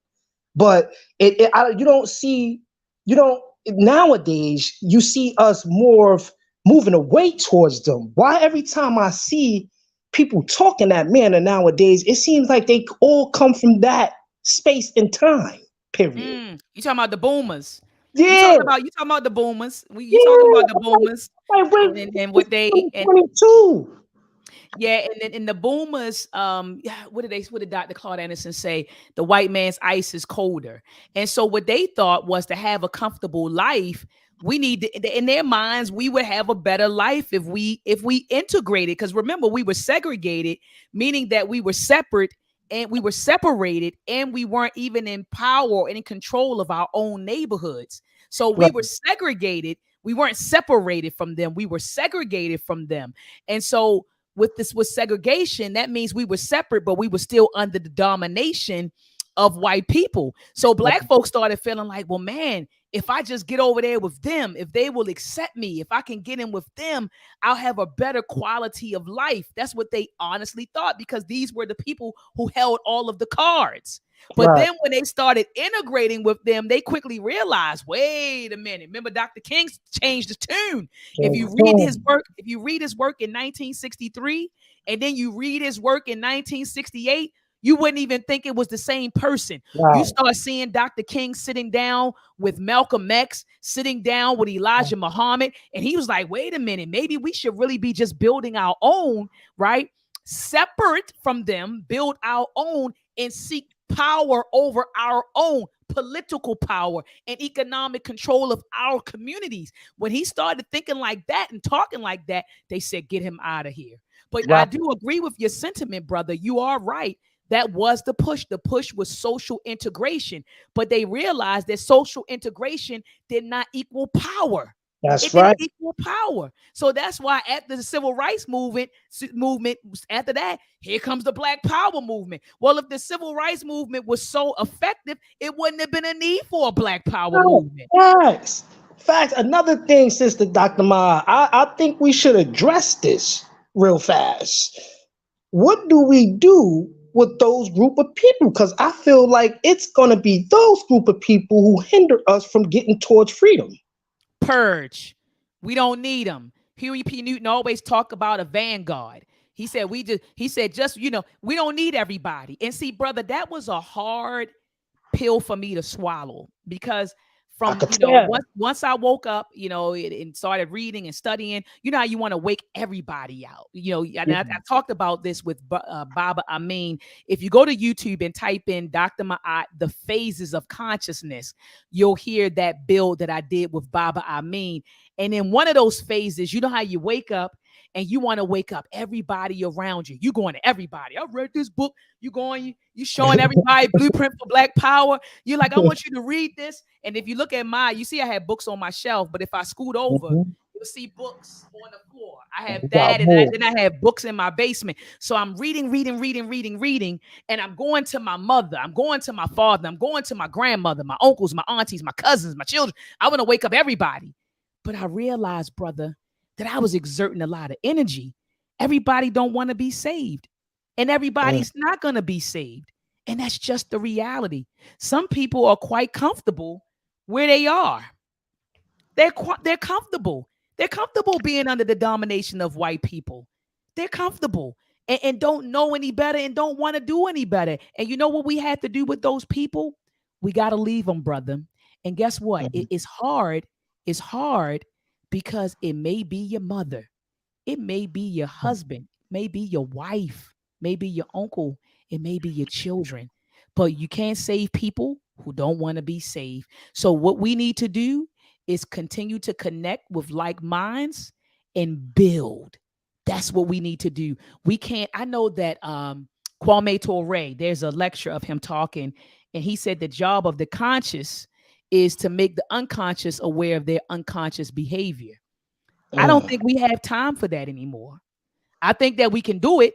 I'll make you unconscious of your unconscious behavior, but I'm not going to sit there and exert a bunch of energy on trying to transform your consciousness. I'm kind of like, with on the Frederick Douglass kick, when Frederick Douglass said that it's easier to build strong children than to repair broken men. So what I'll do is put the information out there, but if you don't want to transform your consciousness, then there's nothing that I can do. I'll focus on the youth. I'll continue to create programs and network with Black independent schools to shape the consciousness of our babies in order to put us on a trajectory, right, to liberation and sovereignty. I can't waste my time with unconscious people and people who are content with where we are. Understood, Dr. I'm going to leave it right there, sister. I'm going to enjoy the rest of the segment. Ashe, y'all have a pleasant day. And thank you so much, Kufu, for coming through. Peace and Black power to you. See, Russell, how are you doing, King? I'm doing pretty good. I apologize for sliding in. This is my first time, brother. Oh, you His good? name No, Kufu. welcome. Brother Kufu was speaking well on some points, and I was trying to just get on the screen there, and I apologize for that. But I just thought it was interesting when they were asking questions. It was a little bit two-faced. One thing is yeah, there were white actors that somewhat assisted. But at the end of the day, the reason why they could have been two reasons why they acted on behalf and the reason in the way that they did. One of them was because they couldn't deal with their own consciousness without doing something about it. So they felt that, you know what, this is a good deed. And like the brother said, why should we pat them on the back for just being good people? We appreciate those people, but why should we highlight them? So why should we put them up on the pedestal because they're the tip of the spear? Well, guess what? We've been the tip of the spear since inception. That's right. And, no, that was one thing. The second thing is when they asked the question about made the comparison and was talking about I forgot the white sister name. Everybody talks about Kanye West's it's a shame that Kim Kardashian. Kim Kardashian. Okay, I'm a little bit nervous right now. No, you're good, brother. You're doing good. You're doing good, brother. Why are we talking about what she did and how amazing it is that she did what they did? But the legislation was not for black people. That was not a black piece of legislation. That was a criminal justice piece of legislation. That had nothing to do with black people. There were some black people that were freed, but not just because they were black. If I remember that correctly, and even if I'm wrong, why is it that every time we talking about equity for black people, we have to talk about criminal justice? Most black people are not criminals. Come on, brother. Go ahead, brother. 80% of black people are not criminals. At the end of the day, the numbers stay the same. 80% of black, I'm gonna go ahead and say it. 80% of high net worth black men marry who? Black women. 83% of highly educated black men marry black women. 85%. We just had the numbers put in 2019, just a couple years ago, right? 85% of black men from all financial and educational background or not, educated or not, marry black women. So when it comes to us and the black issue, we are looking for policies that are going to help our black family. Why every time we start talking about helping black folk out, we got to point to the jail? Come on. We're not criminals. I just got off of work on my own. My daddy owned his own. He was a serial entrepreneur. My granddaddy just died, 100 years old. I've always, every year when I went to go see my granddaddy, he retired from the railroad, but he always had 30 people working for him in the summertime. This is not one generation or two or whatever the case would be. That's since I can remember. And when I sit and listen to his stories, he's not talking about how how well he succeeded in a white person system. Well, he succeeded in spite of, not because of. You understand where I'm coming from? Absolutely, brother. So we got to stalk. I mean, we have built ourselves, all right. And to be honest with you, we can't talk about criminality when we talk about our community we can't conflate the two, that when we talk about helping black people, we go straight to the criminal justice system, because that's not who we are. That's right. That's not who we are. So anyway, that's my big thing, because the average individual is not out here knocking people in the head. They going to work. Black people have always worked. We've always built our community. And though we've had problems inside our families, or what group of people has it? Everybody has.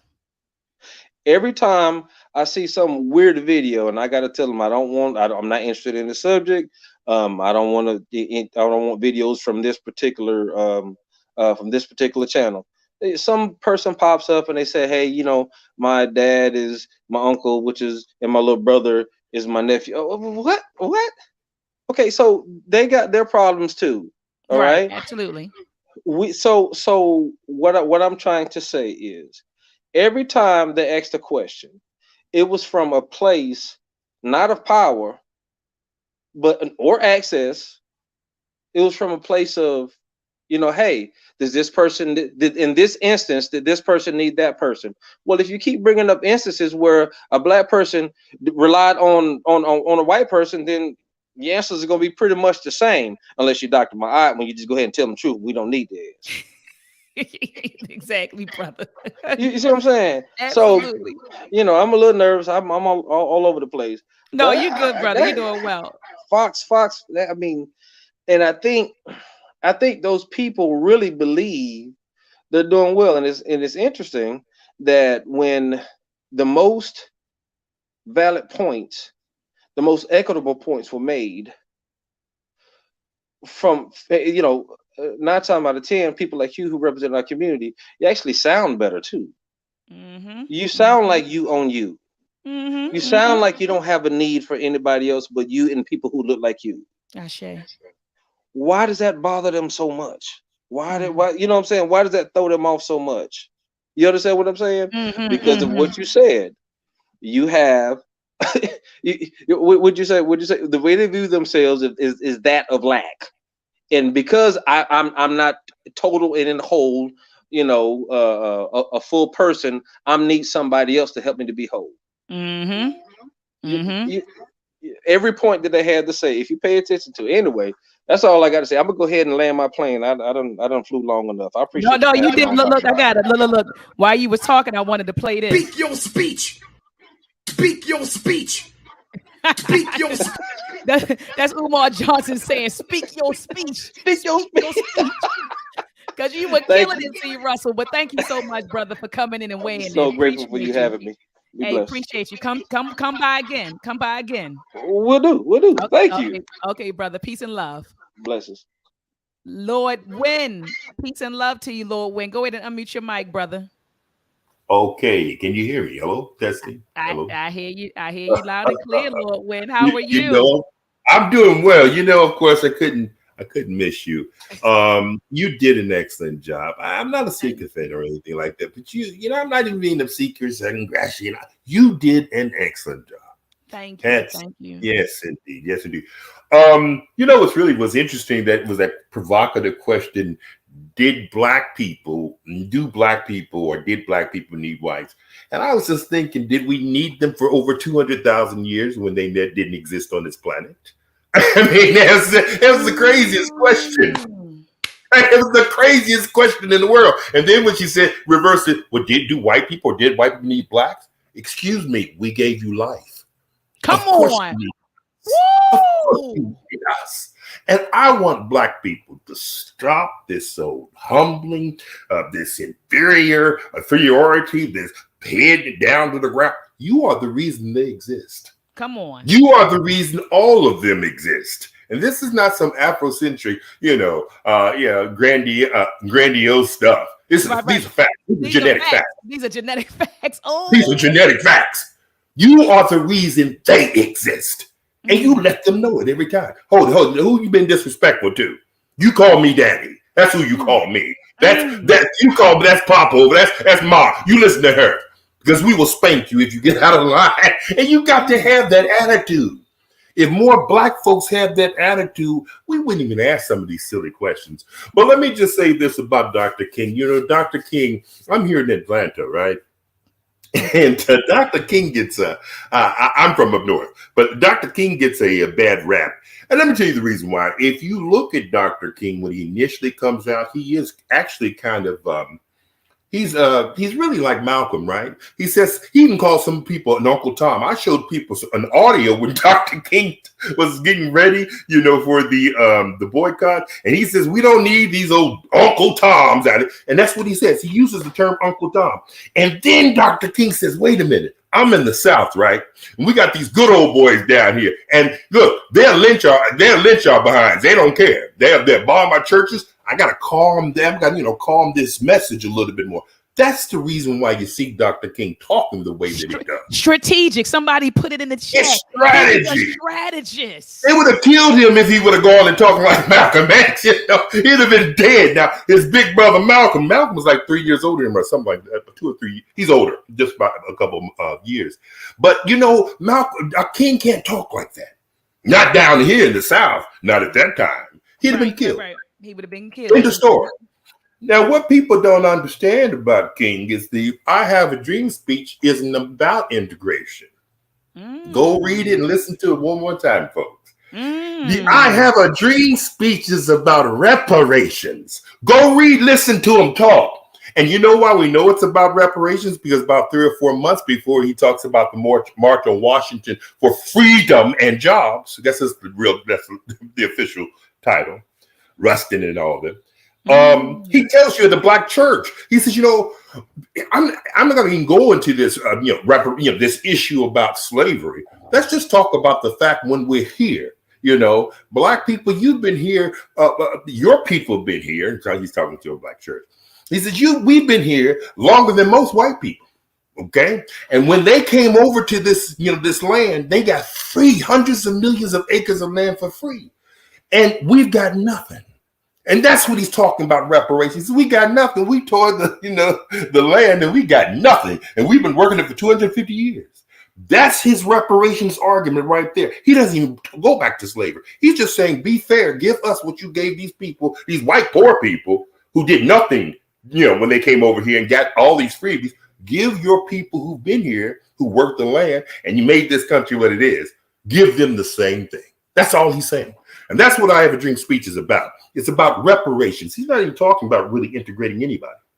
What he's talking about when he's talking about civil issues, he's talking about equal protection under the law, which is if I decide to so happen to, go in this restaurant based upon your constitution, the equal protection clause, I'm entitled to the same protections everyone else is. That's what he's saying there. And he's absolutely correct. Now, he's absolutely correct on that. The thing is Dr. King gets peed off at the latter part of his life because he pretty much knows he's going to get killed, right? Especially after Malcolm. So Dr. King was talking about, I feel that I've integrated my people into a burning house. Harry Belafonte was talking. He's recounting this issue, and then King says, I think Belafonte asked him, "What should we do?" And I think King said something about we got to have to. Something about destroy the house or something like that. I forget what he was saying, or put the fire out or something. But see, what he was trying to do, he ultimately was trying to get black people to economics, power, money. That's what he was really ultimately up to. And so if you listen to Coretta Scott King, she'll say things like, they killed my Martin for what? Economics. When he started talking about economic empowerment of black people, she said, that's why they killed my Martin. And she said it was the United States government who killed him. I just wanted to make that point. People bash, but let me just say this also about Dr. King. You do know most black people never followed King. You said never fought? Never followed him. The bulk of black people never followed him at all. See, and it's a common idea that people believe that most black folks followed him. No, they didn't. Most black people never followed Dr. King.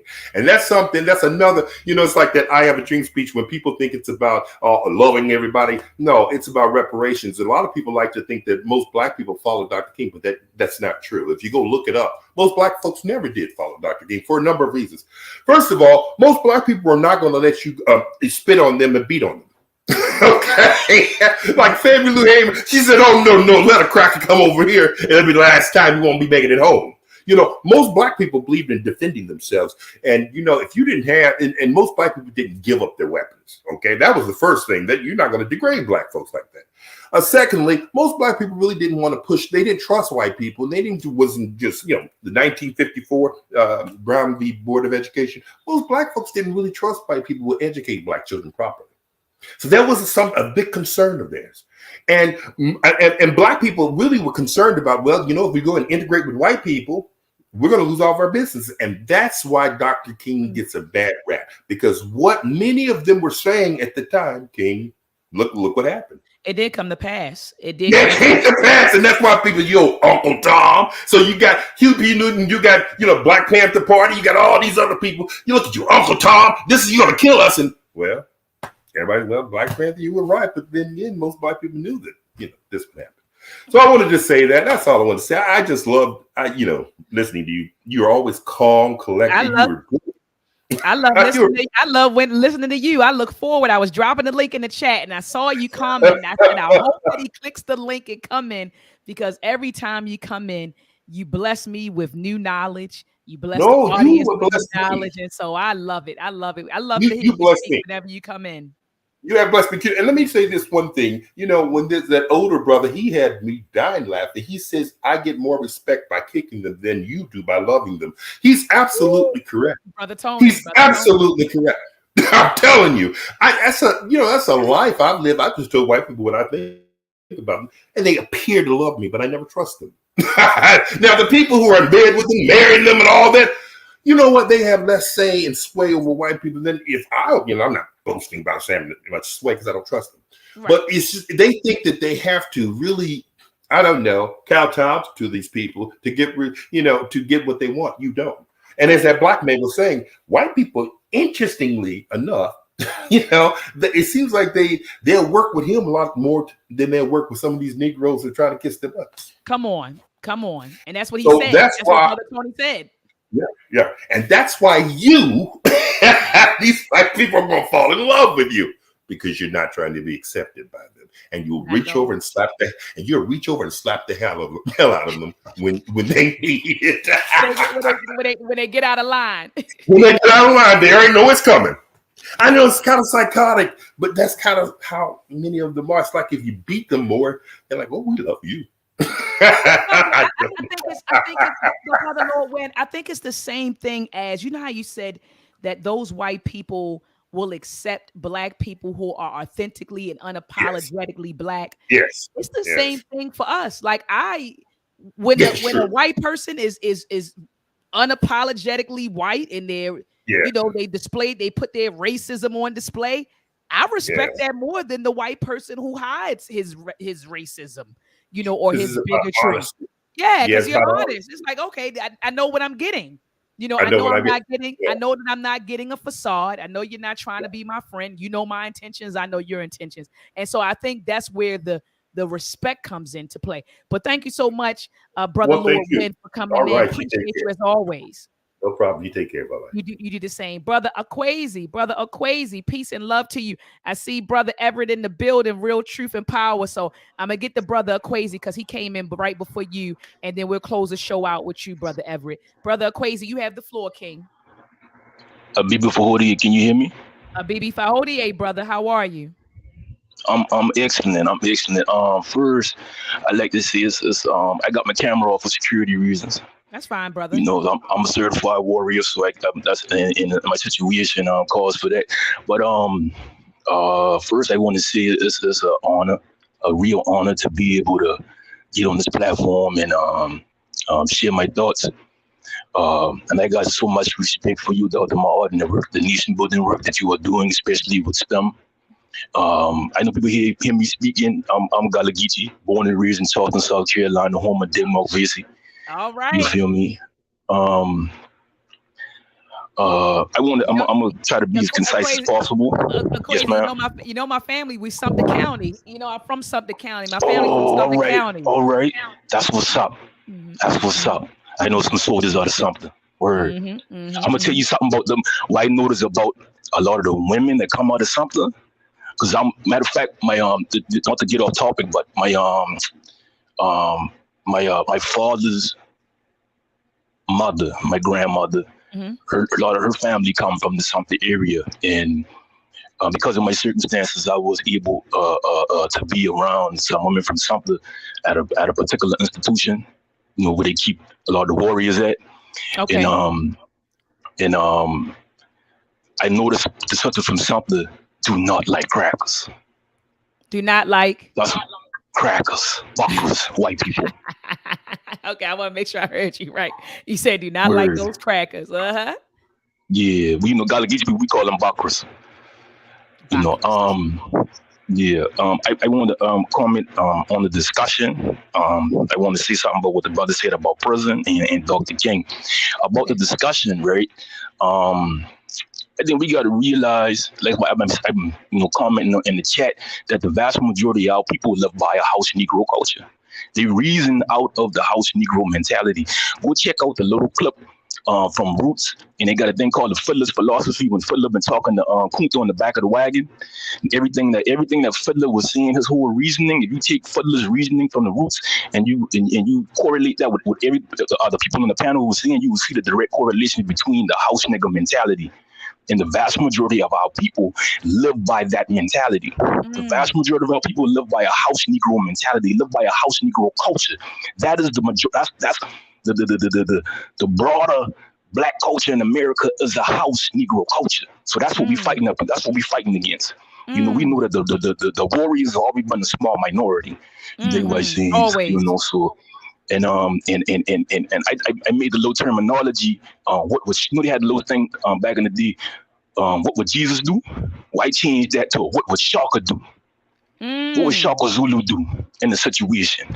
So we need to give these things a warrior's analysis. We need to come from a spiritual and a warrior's perspective, and we begin to analyze our social phenomenon, because we need to start compromising with these sellouts and call them exactly what they is in their face, so we start playing with them and wasting our time. That's just my opinion on that aspect of the discussion. But I know people being strategic and tactical and just engaging in discussion, but at the same time, we got to realize that they are the descendants of like Stephen on Django. Remember the Stephen character on Django? That movie and that character really illustrates the psychodynamics of a lot of our people in America. You dig what I'm saying? They're a bunch of Stevens. So I don't go deep into that right there, but another thing about the brother said about you had the brother who was on speaking, and he spoke about why we always using a prison. We got to realize Dr. Mutulu Shakur is still in prison, dying of bone marrow cancer. You dig what I'm saying? Iman Abdullah Alameen, Jamil Abdullah H.H. Rap Brown is still in prison. Sunday Akola just got out of prison recently, right? Mumi Abu Jamal is still in prison. Some of our greatest warriors are in prison and still in prison. They are political. So when these dudes, when they come with their mouth and talk about, we ain't supposed to be talking about the prisoners, some of our greatest warriors in prison. And that's why they there. Because they don't play with them crackers. They chop their head off for real. We don't do no bunch of talking. We get down dirty and 10 tools down and handle our business with these white folks. You feel me? And we get penalized for that. You know what I mean? So we will be talking a discussion about prison. Yeah, some of our greatest warriors to this day still in prison. I.e. Dr. Mutulu Shakur, who's dying of bone marrow cancer as we speak. You feel me? So another thing, Dr. King, I want to talk about him in conclusion. Like a lot of people don't know, Dr. King wrote books. And the vast majority of our people have no clue of who Dr. King was. And he damn sure ain't but no coward.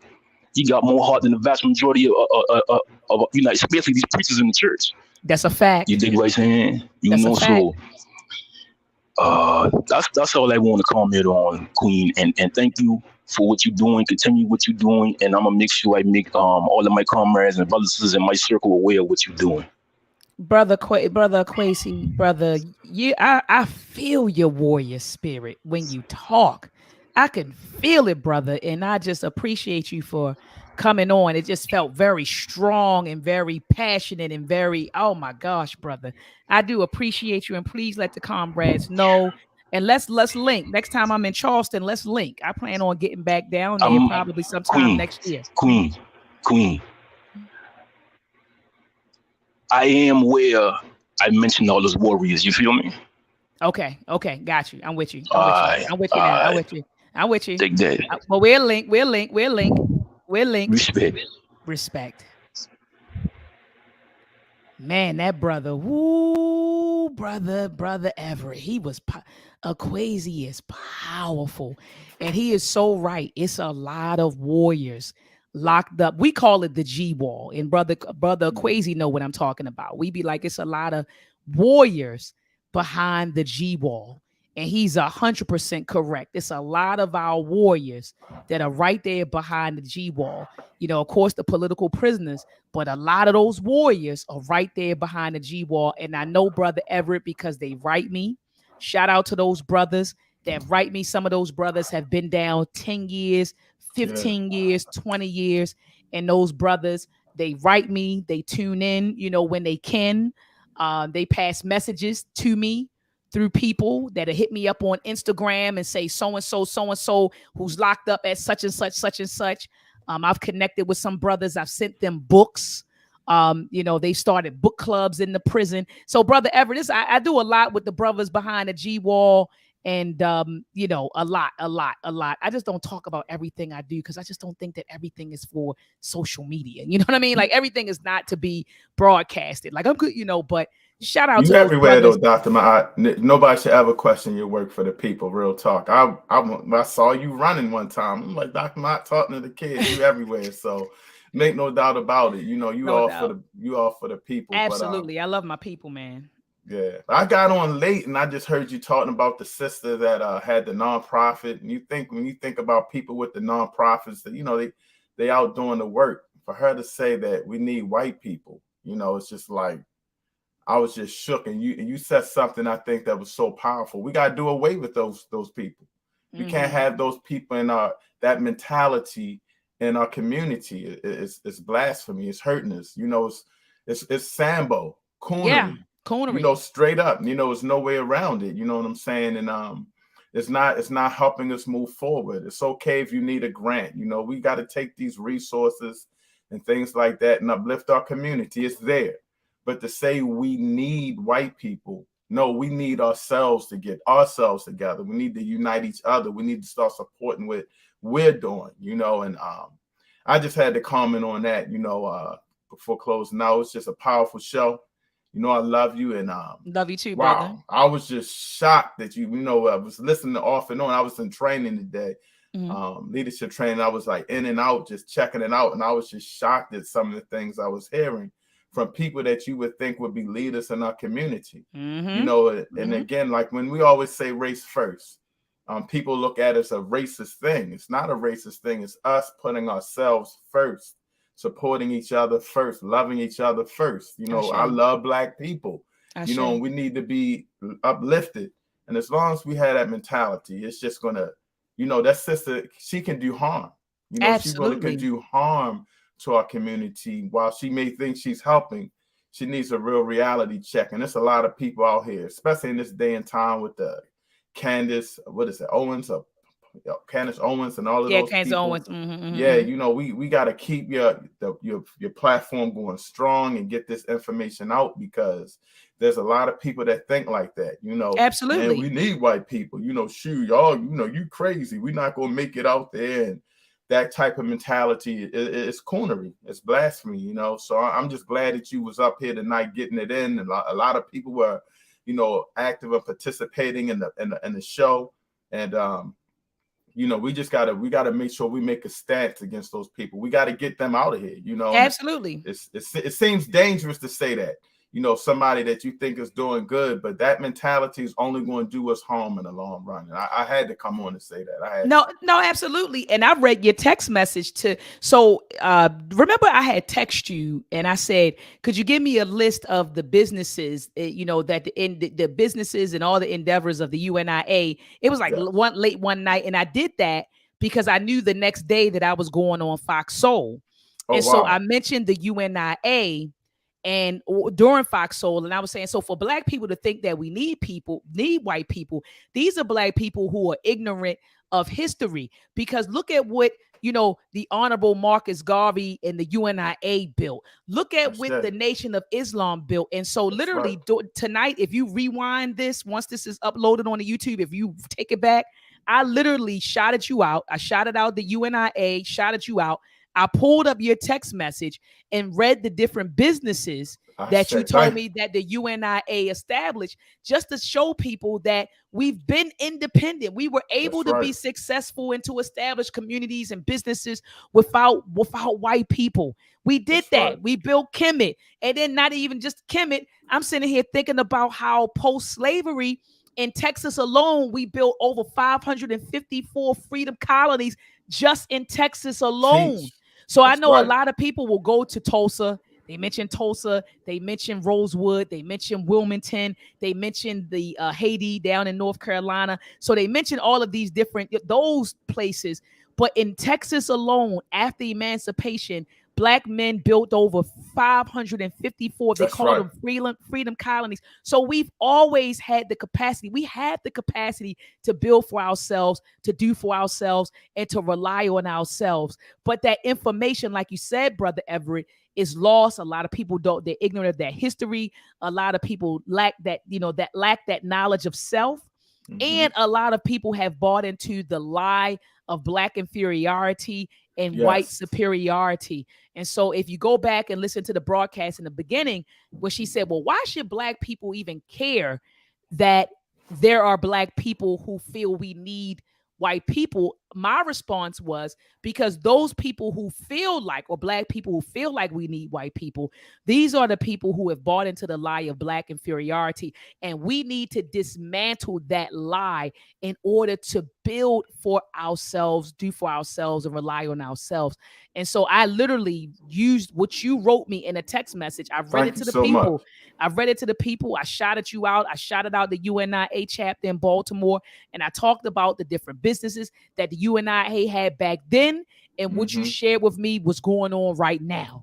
You were saying in your text messages that you're trying to get these businesses jumping or popping in Baltimore. And so I told the people that. And so thank you, Brother Everett, for your work. You've always had boots on the ground. Like you said, when you were running, I didn't know that you were running for, it was like a Black marathon or something going on. And literally Black you was running group. You were like Black running through. You were like running through Drew Hill Park.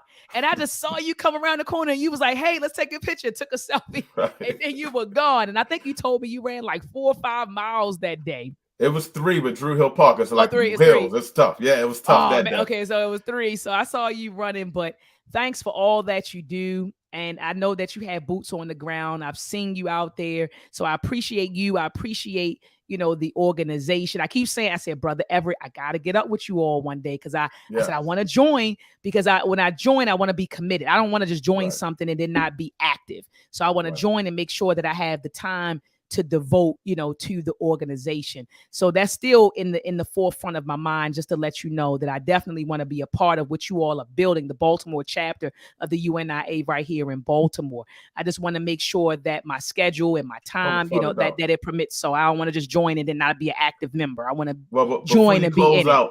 I gotta let you know, everybody with African descent is already a member. That's how Marcus Garvey set it up. He wanted everybody to say, hey, we're together as one. So you're already a member. You're just not as active, but you're doing the work anyway. You're already a Garveyite. So just keep doing what you do. You're already a member. So we love you so much. Ashe, and I love you all too. And so look, Brother Everett, any closing words for the listening audience? Because we're going to close this thing out. What do you have to say to the listening audience? All I can say is what we usually say in UNIA, race first, one God, one name, one destiny, and let's unite.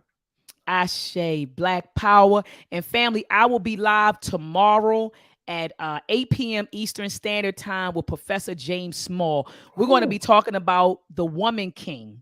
And it's he's going to break down the real history of the Dahomey Kingdom and the female warriors. So we're going to be talking about that because a lot of people are boycotting the Woman King. Oh, it's historically inaccurate.